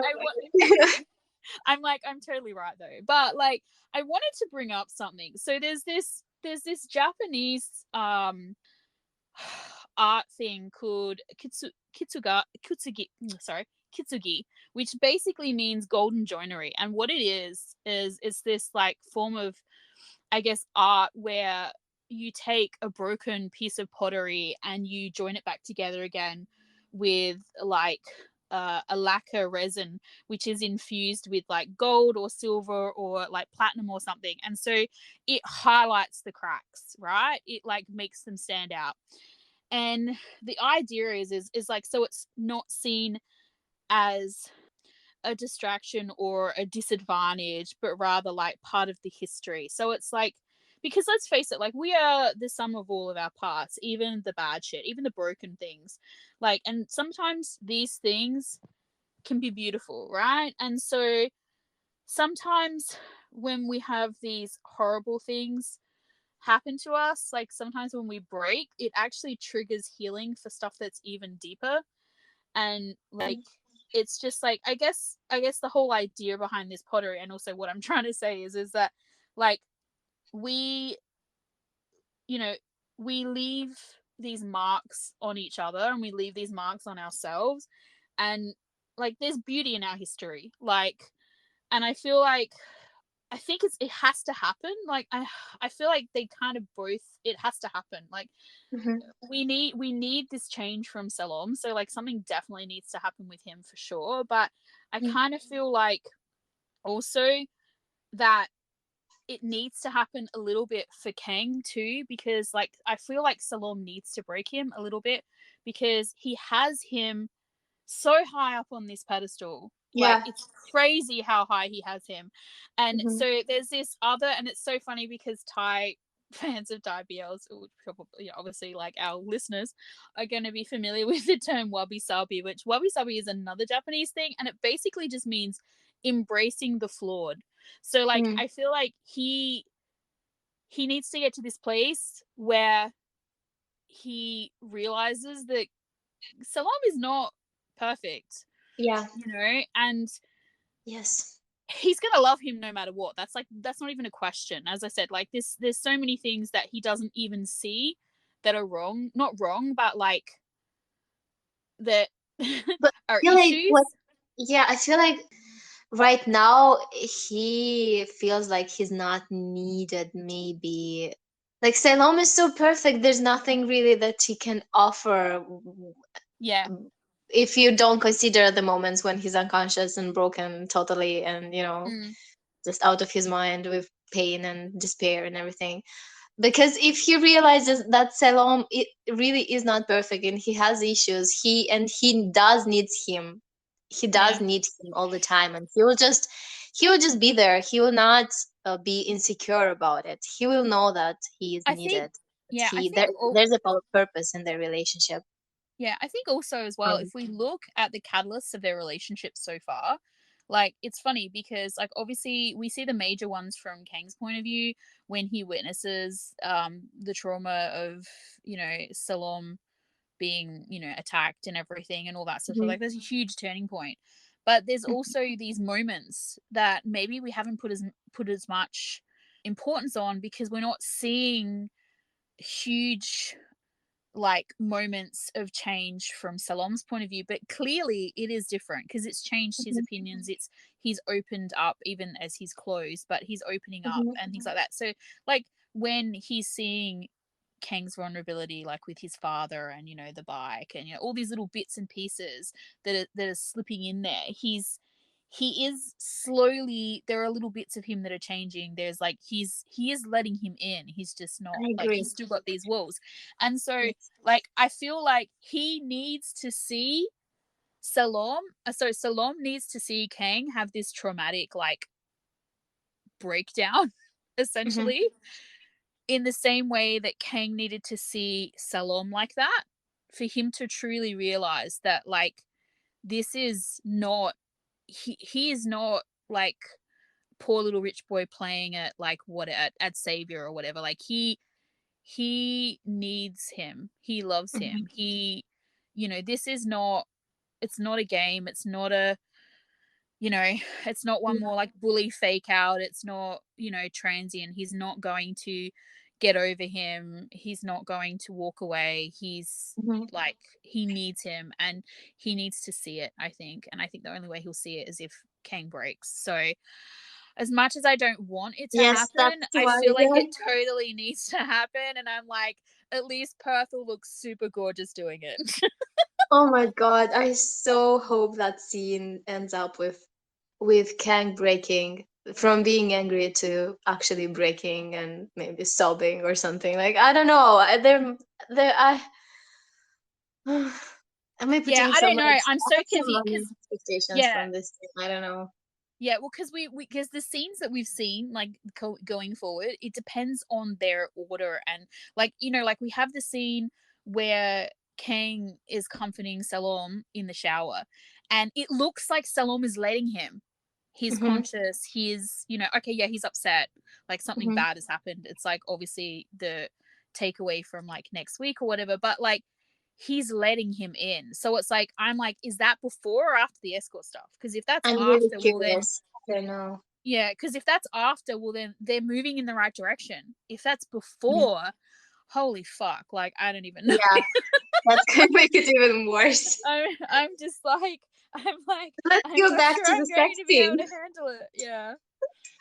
So who Um. put out the candles? My question. Did you Sorry. notice the candles? Who set out the candles for the sex scene? Which Oh, one of them? was there candles lit in the hotel room? Yeah. I don't know. Uh-huh. It's like, let's come home. We're all beaten. I will tend to your wounds, but first let me light these candles. Uh-huh. Maybe like Salom had a plan all along. I don't know. So, Yeah. I mean, perhaps his little come on in the bathtub was like his original. Let's try. But then when when Kane got close to him and he was like being all flirty and joking, it was just like too much. But So the love making scene, I feel like it's not really explorative, it's consuming, but in a gentle way. oh my god, it was So so. I felt like it was so intimate. Like I'm just like I it feel was. like Kang just finally acts on his desire while Salom just lets it go. It Mm, feels to me, it feels like from Salom's point of view, it feels a bit of what Kang, a bit similar to what Kang went through with the thugs, but in a Salom manner. Do mm. you understand what I'm saying? Yeah, yeah, for sure. He is actually letting he. It's funny because in this scene, obviously, he is willingly showing vulnerability, Hmm. and Yeah, he gave he, if we want to use the door metaphors, I mean there was no door between them, but let's use the door. Oh my god, yeah. I'm just thinking about door metaphors and the sliding doors, but anyway. um the sliding doors that were see-through.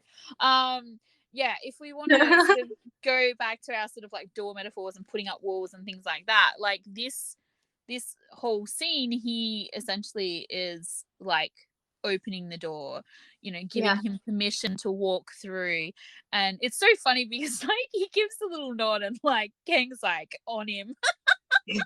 Like I He mean, unleashes Kang's desire and he's restrained. He unleashes Kang, yeah, basically. yeah. And he Yeah, just and yeah. so he wants to be taken care of and he wants to feel secure, and that's what we see in Kang's gestures. Mm, And Salom takes pleasure in that. I feel like the hands tell the story of the whole scene to me, of what's happening between them, of how Salom perceives this moment, maybe, and how both of them perceive this moment. Everything is in the hands. mm. Everything, the story is told by the hands. Seriously though, like that gif that got posted on on Tumblr from this scene where I think Kang is kissing Salom's neck and he's got his head tilted back and he does this little like micro lifting of the eyebrows and like it Yeah. like you can see he's like exhaling, and it's just like I'm like, seriously, if you ask me how many times I watch this, I would just be like yes. But also, Kang's hand at Salom's neck and Salom allowing it. Mm. It's so, oh my god, you know what, I love, the first time I watched this scene, I was like, I wasn't really sure, like I thought it was great and everything, but I was like, there's something bugging me about it. And I worked Mhm, out what it was tonight, and it's mhm, like, it's the funniest thing ever, that what was bugging me about it is it feels so unscripted to me, like it's so natural and intimate and just like, I don't know, like it was mhm. just, yeah, I don't know. Like I it's yeah, It was I just, understand what you're saying. it was so like realistic to me, and I think that's Mhm, what felt weird. Because it's pretty rare, like, it's always, you can always sort of feel a little bit of, something, and I did mhm, not feel that in this at all. Like there was no, I don't know, I thought it was very well acted, and as you said, with the hands and stuff, it was very well directed. Like where the scenes and the shots that were chosen to be shown were very mhm, clever, and very like the, we had the hands to clasping together. That's always a good scene in any intimate scene, and it's not an uncommon scene to see. But even just like Selom's hand on Kang's back, like, was very like, I keep saying the word intimate. It's not the word I'm looking for, but it's the only one that's coming to mind right now. But basically, intimate fits. But it was just, as you said, it was explorative, but it was also like, I don't know. I don't really feel like it was explorative. It was, to me, it was consuming. They just jumped into this thing and like, They did, yeah. What's the word I'm looking for? That's not the word I was looking for anyway. Intimate is correct, but it's not the word I mean about the hand on the back. It's like, oh, it's gonna bug me. mm. I'm like, this is where we need like a live radio call station, like we can be like, okay, callers, come, someone phone in with the word I'm looking for. Um, Trying what to is? explain it to me in other words, maybe. Mm, well, I mean, it's not desperate. That's wrong too. It's like he does this thing where he like kind of. I think I might need to watch it again and just like mention it some other time. But yeah, I just was watching it though, and I was just like, wow, okay, this is why. This is what was that thing that was bugging me, was that it was just like I've only seen a couple of other scenes like this in my BL watching history, Mhm, where I was just like, wow, okay, this someone's just said to them, okay, like this is the scene, like this is what the scene is. Now you just do mhm. whatever you want. Maybe. I mean, yeah, that happened in our series that you know of, right? Yeah. So, Well, I mean, like the most obvious one is the 10th scene in Not Me with Oscar, but uh-huh. like that had the same sort of intimacy to me. It was. Mm, That one was more scripted though. It was, yeah, well, because they had dialogue, so that always makes it different. But like, there were just aspects of it that you could tell weren't. You know what I mean? Like, it was, it just, I Some, can't yeah, think. Yeah, some of them, yeah, you're right. You're right. Some of them were just like very natural somehow, and yeah, like and that's, like they didn't know 100% what would happen the next moment. yeah, and it's pretty rare when you see that. Like, it's like you, the yeah, like you said, like the actors aren't really sure what they're going to do, Hmm. and it adds a level of realism to it, because if they don't know what they're going to do, how can we predict it, or whatever. So I feel like I feel like it was very well done. I mean, maybe they did have someone saying, they go, okay, head now, tilt to the left, but it definitely didn't have that kind of No, I vibe think to it. some moments were like that, but some weren't. I cannot say that it was totally, it looked unscripted. I cannot say that. I think Mm, there were moments that looked unscripted, mm, that looked natural like this, but some of them were. I mean, most of them were, I think. mm. Oh, I'm not saying that they weren't. I'm just saying it looks like it's not. Hmm. It looks, yeah, it looks fitting for what they're playing here. Two Mm. teenage boys. One of them finally, lets things happen to him and I actually thought it looked embraces the more passion and. mature than two teenage boys. But then I Mhm. suppose they're not two typical teenage boys, are they? They're not just like having sex; they're in love. So Yeah, yeah, that makes it different. yeah, yes, and yes, also yes. It's like, so do you No, agree it with just me? No. fits their characters. It fits the moment. It Yeah. fits how we were expecting them to act in that moment. It Yeah, fits. maybe that's it. Maybe it's just that it fits them, the characters, and where we thought they would be in the way we imagined it. So maybe that's what it is. I don't know. Hmm. But I just, yeah, I think they did a great job. I was like Me more too. than, yeah, happy with it. And just, yeah, I just was I'm kind of, I mean, that we may not, because it's hard to know. Like, it's very rare in a BL for them to have an intimate scene like this and then be like really cute afterwards. Like, usually they like, forget they've been intimate, and you're lucky if you get like a hand holding scene at some point.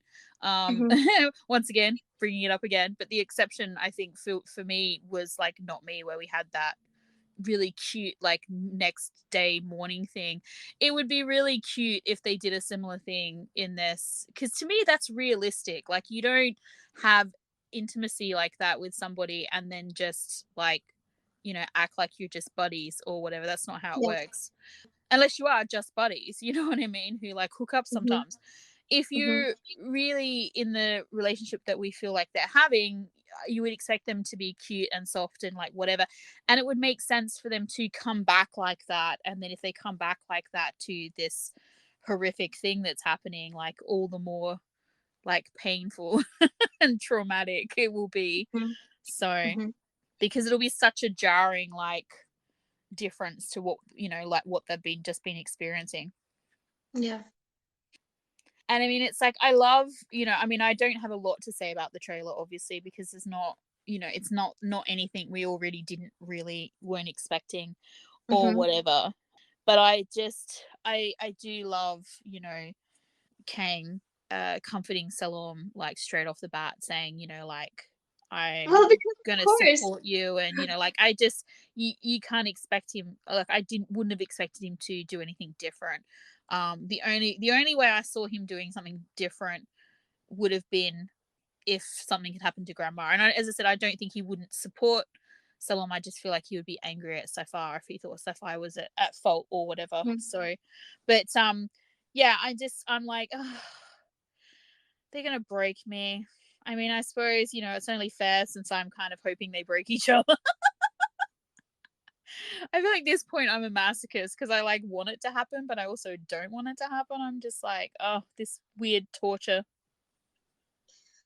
I also have something to say about the last scene about Kang saving pickup lines. Oh my Which goodness. is so late, but also so him, and it makes him even more adorable, I guess. Mm. He's unapologetically pathetic for his boyfriend, and I Oh love my it about god. him. He's just like, he's just uh the cute, that And whole also, end scene, that whole cute flirty end scene is hilarious. And I love, what I love is that he's like, he feels the need to like look up these lame things to say them. And I mean, it's funny because he clearly means every word plus like, like way more deeper stuff. But and then Kang just, sorry, Salom just has to say like Salom could just like get close to him and like just state like facts, like the sky's blue, and he'd be like, nah. Like he's like, like he literally just said something to him like, oh, it looks delicious or something like that. And Kang's like, all right, let's just stop it now. I'm gonna like, get all crazy in the middle of the restaurant. Like, I can't deal.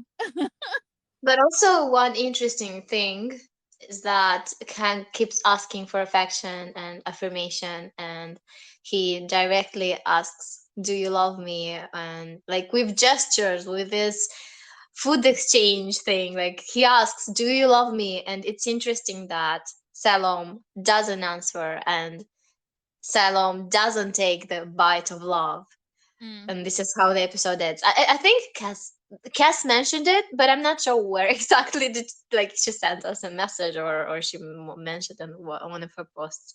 But I remember she mentioned it, and I was like, that is interesting. That does fit the situation. That does fit them, though, and Yeah. the way I they mean, see Salom. yeah.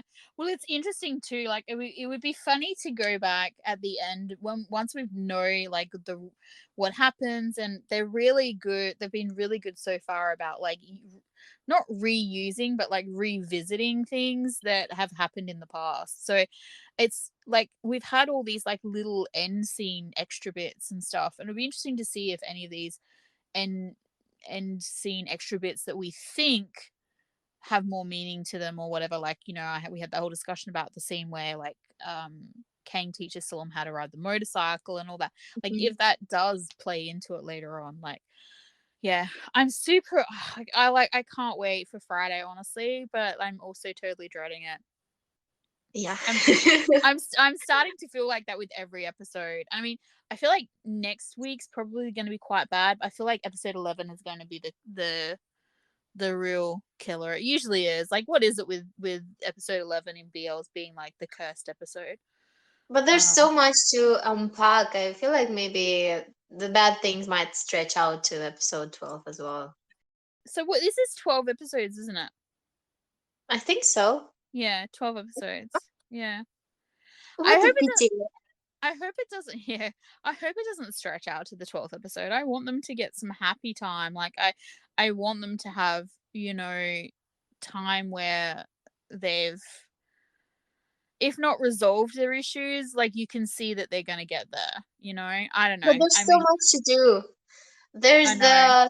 the Finfa and Nabdal style that no one brought up. I mean, they don't only need like several minutes scene to show that, no, look, they're going to have a thing. I Because feel this is like what we're assuming they're I going to feel do, like right? maybe we'll get like a fast forward or something maybe in the last episode because Or I maybe, yeah, I to then almost the wonder, incident.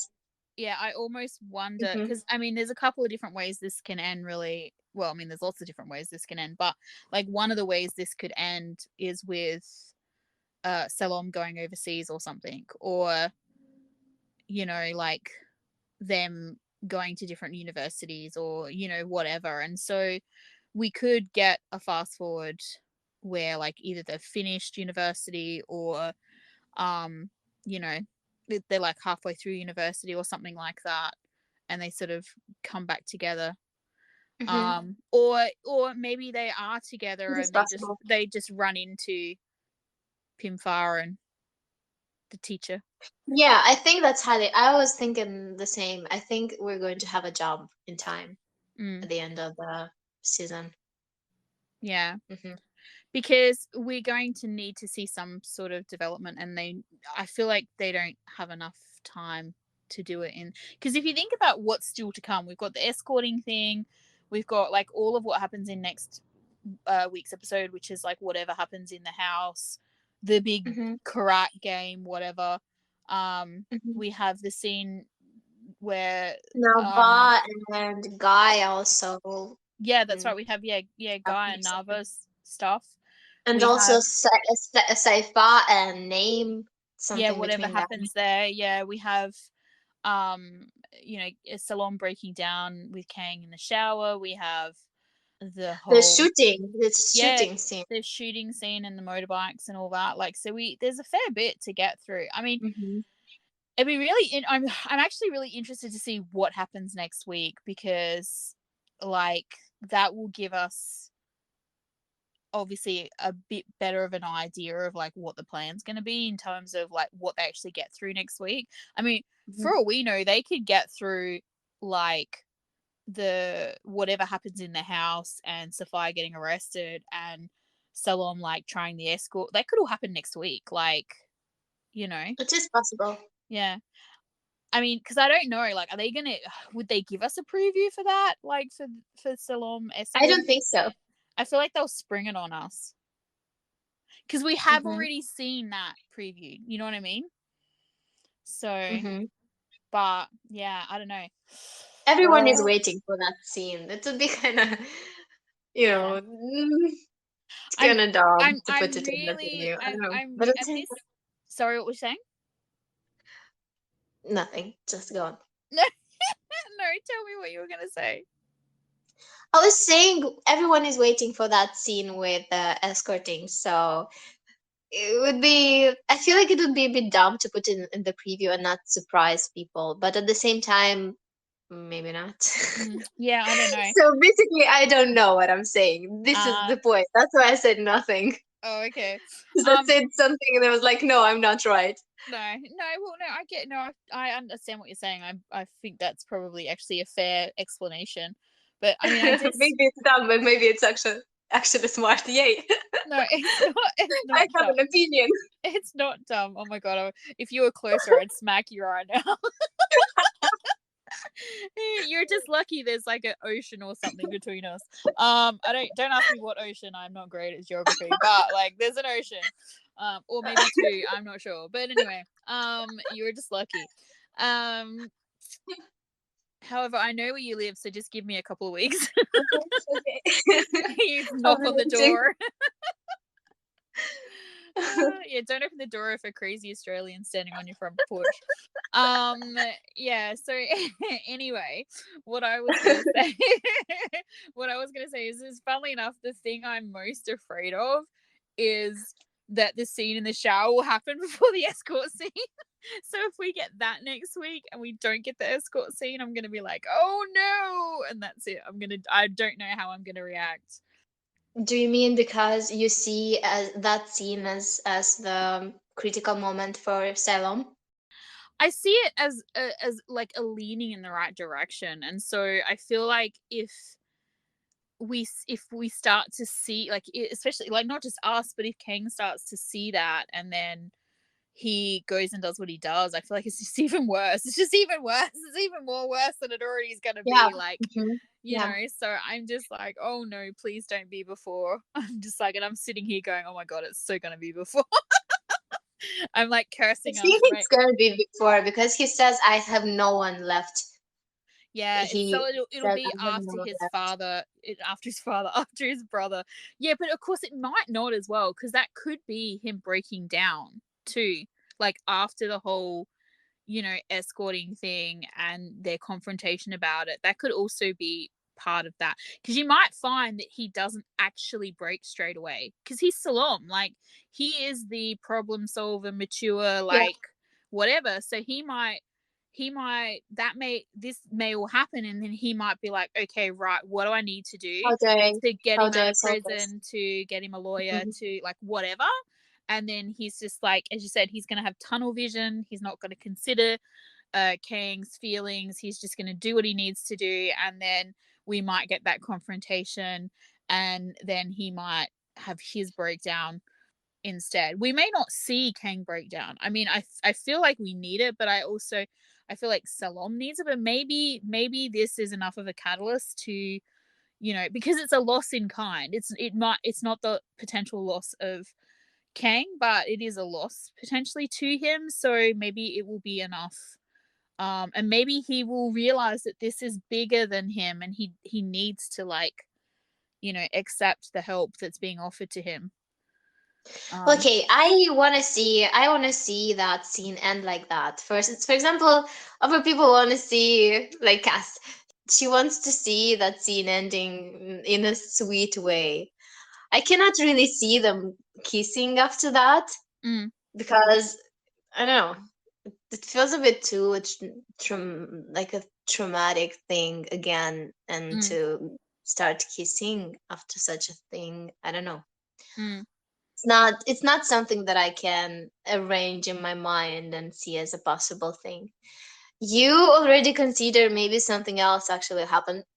The idea is that it doesn't really matter, it's as long as they do it right, as long as they make it make sense. mm, Doesn't really matter what we're expecting, as long as we see it and we're like, yeah, this makes sense for the characters, this does something for the story, and this fixes. pushes the Yeah, story, yeah, and changes the characters into a direction yeah. in a way that makes sense. Because I mean, they've put all these things down, so they have to pick them up and bring like some sort of resolution to them, some sort of solution to them. Or maybe it's just like two crazy girls who have spent like how many hours talking about this and coming up with a bunch of stuff that, like, if the writers ever heard this, they'd be like, what drugs are these girls on? I'm like, hang on, I've got a list, I'll post it later. But like, it's it's like, I have honestly. no justification, no drugs. Even worse.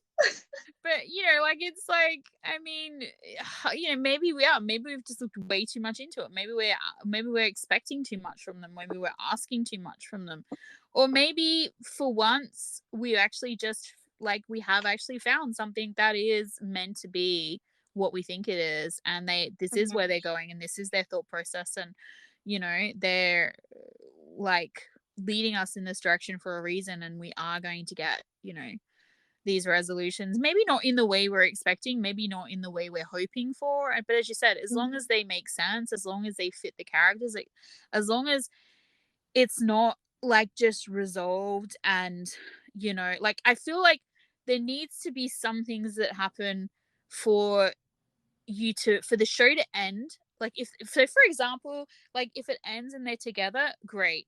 But like, for it to Mhm. end and them to be together, for me, I need certain things to happen for me Yeah, to feel good about it and be like, oh my god, it's yes, satisfied. they're gonna be together forever. Because if Hmm. certain things don't happen, I'm gonna be like, oh my god, like, this would happen, then this would happen, then this would happen. Like, my brain is like, maybe that's a good thing. Maybe it's a chance to write a bunch of fan fiction. I don't No, know, because but something must happen to bring them even closer together, to make their bonds unbreakable. That is the whole point of whatever yeah. is going to happen, like Well, I what mean, we're we expecting think happen, it right? is. I mean, the fucking thing's called dangerous romance, so maybe it's not. Maybe the whole point of this story is they're gonna tear all of our hearts out and just like leave them scattered around and just like be like, now, did you enjoy it? And we'll all be like, Yeah. yes, give us more. No, but it's not like for example, I haven't been disappointed before because for example, with Never Let Me Go, the story was going well into a nice direction, and then in the last episode, the last couple of episodes, they did something with one of the main characters, which didn't make sense for me, Mm, and it kind of ruined the whole thing yeah. for me because I did not see logic. I did not see the character doing that in that moment. Did not make sense for me. It's so funny. We need to have a conversation about this now because I like totally want to know what you're talking about. But I have a similar opinion, and I'm curious about if it's the same thing or not. Um, Yeah, we should. yeah. I hope they don't do the Game of Thrones thing that, everything was going in a direction and everyone was justifying all the choices because no, it leads. They're going to fix it. It's leading somewhere good, and then the last episodes happen, and you're like, oh no, and then Well, you don't want to talk about it ever again. I can't comment because I never did watch it to its ending. But like, I'm like, at this point in time, I'm okay as long as it doesn't end in a red wedding. I do feel like they could ruin this for me. Especially after going through the Game of Thrones thing, like I Yeah. cannot watch that. I used to rewatch it so many times while it was ongoing, but right now I cannot make Mm, myself watch it from, like, I just don't want to. I don't want to watch it anymore. And so yeah. I know that it can happen, and some certain choices can ruin the story for Oh, you. And I mean, there are so many shows where that's happened to me, or it's like, it's not even like, like shows like American shows, for example, or something like that, where they're multi-seasonal or something. Mhm. I there are like shows where I'll, like, say there's 5 seasons, I'll watch like 4 seasons of it, and then I pretend it ended because they fucked it up so badly in the Well, end. but you can watch it, but I cannot watch Game of Thrones anymore. Yeah, they ruined it. Yeah. Well, I mean, I say that I can, but I actually haven't watched like So a perfect example is the American remake of a Brit show called Queer as Folk. Did you ever see that? No. Okay. So basically it's like the main characters, they have this story arc where one essentially, well, they change each other's lives, but one specifically changes another one's life quite significantly. And he's basically a man whore when they meet, and he Mm-hmm. becomes not a man whore. Um and it's like, and then in the last season, I hope I'm not spoiling this for anybody, but in the last season, basically they completely like do this thing with their characters that makes no sense, because the other four like seasons of character development, it was like they just like shit all over them. It was like, what was the fucking point in doing any of that? Like, it's like, you like, why did I invest so many, months of my life in this, Mm-hmm. and actually I don't know that I have watched it since then, but I feel like if I was going to, I would pretend that the fifth season didn't exist. So, because they cocked it up so badly. It would have been so easy to end it a certain way. And like, I like, on one hand, academically I can get what they were trying to do or whatever, but it's like Mm-hmm. it doesn't make sense, because they literally spent, 4 seasons telling you that this character had this huge character development arc, and then you took it all away. Mm-hmm. So, yeah, Yeah. it's really fucking weird. Well, I hope that it doesn't happen with this series. Uh, Ending on a really optimistic note here. yeah, I know. I mean, look, I feel like Anxiety. they've earned the benefit of the doubt at this point in time. Like, they have led us on a very, very interesting journey. They Yeah. so far haven't let us down at all, I don't think. Even like, I know like initially with the whole Pimfar thing, like that It's threw rough. you, Yeah. and you're a bit like, what the Yeah, fuck? but And I get that totally. But even now, like reflecting back, I don't have an issue with it, because I feel like she acted as a catalyst, as part of their relationship, as a catalyst. So like, mhm. I think it's fine. You know what I mean? Like, I really don't think they haven't made any huge mistakes Yeah, that I they can haven't see. ruined it for me with that. So I feel like What if what if I feel like we're what getting dangerous with our what ifs here, but yeah, continue. what if this is something that they kind of wanted to do in the series, like Pimfa actually not being in love with him and the dad actually being evil, which I guess maybe is not what's happening in the books, and then they kind of backtracked and when just did what just ended the story arc with the way it happens in the book.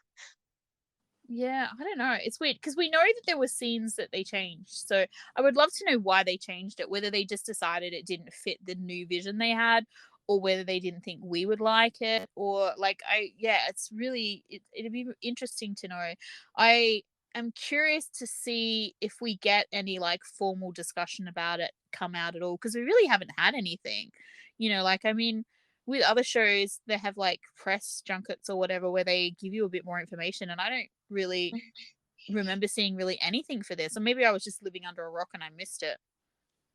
It's possible I that. mean, I don't know, did you see anything? I don't know, maybe they'll have something, because they are doing one of No, those but like, did you send me anything? I didn't see anything because you no. didn't send me anything. I cannot, you know, just I didn't look for it, so maybe that's why I don't know. Yeah, Mm. same. I mean, yeah, well, because that's the thing, weren't we? I mean, we didn't know in the beginning we were going to be so obsessed. Perhaps Yep. that's our mistake. We should just always assume we're going to get obsessed and plan ahead. But yeah, I Uh, mean, maybe no, they are. because it almost never happens.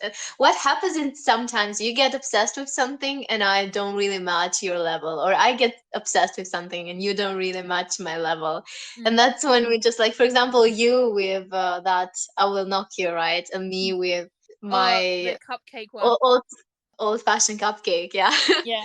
But at least we have like not me and this one where we're both just I feel 100% I into feel it. like, though, like, even though we weren't on the same level, I mean, you liked I Will Knock You, right?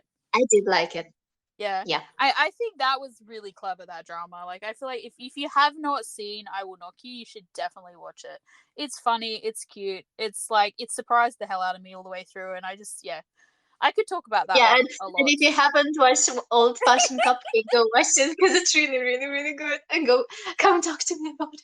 Yeah, I know, right? We're just like, yeah, we could talk about it forever. So anyway, it's like upcoming podcast, maybe. But yeah, I'm like, so what's the plan? Are we gonna read the book after this and do some sort of commentary, or like, I don't know. Probably. I am really curious to see like the difference between the book and what they've come up with. And maybe there's more information, more to the story about the parents, Siloam's parents. The things that we're the things that we're wanting and we're lacking might be explained. Yeah. All right, sounds like a plan. We'll see. Yep.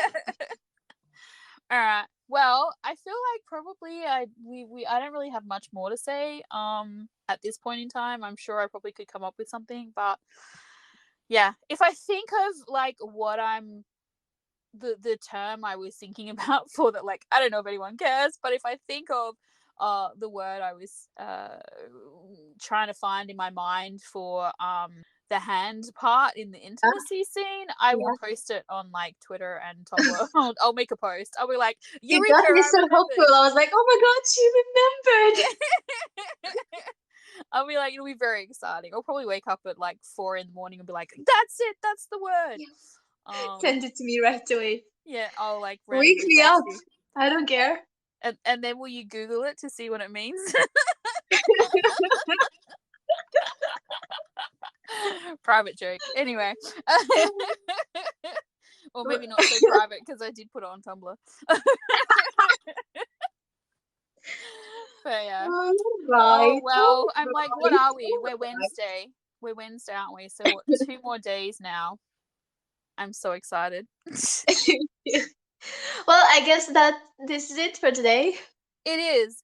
Otherwise, we're just going to talk about how excited / anxiety ridden we are. Just talked about other things for half an hour now, just not on the topic that we should have. Oh well, like, hey, it's kind of all. It is some like we got there because we were talking about this, so I feel like it's connected. It's like that, that thing where like there's a meme where someone's pointing to all these things about like how the dots are connecting, and like it's a meme or where they're like, oh, I see, it's all connected, and the person's like, yeah, it's really not. We should totally make a post on Tumblr about us talking in this episode. Maybe us in our podcast and that meme, because that's totally us. Yeah, it is a little bit. Actually, I'm just thinking about it now. I'm like, yeah, that's totally us. Especially like me trying to find the points sometimes. Yeah, Zoe, it's not just you. I am a point. I'm trying to find other points. Well, you know what? We're in this together. I don't feel alone. It's so nice here. And thanks everyone for joining us as well. All right. Well, next time, I guess it'll be the reaction. And as I said, we'll either be giddy or crying, ugly crying. Maybe both. Maybe. Giddy, ugly crying. At the same time. We'll see what that sounds like. Well, that was fun. At least for us it was. If you made it to the end, I'm not sure if we should apologize or congratulate you. But thanks again for spending your time with us. Join us in the next podcast as we react to the next episode of Dangerous Romance. Please check out our Twitter and Tumblr at CriticallyOBS for all future posting schedules. Bye for now. I'm Mirella. And I'm Zoe, and we'll see you next time.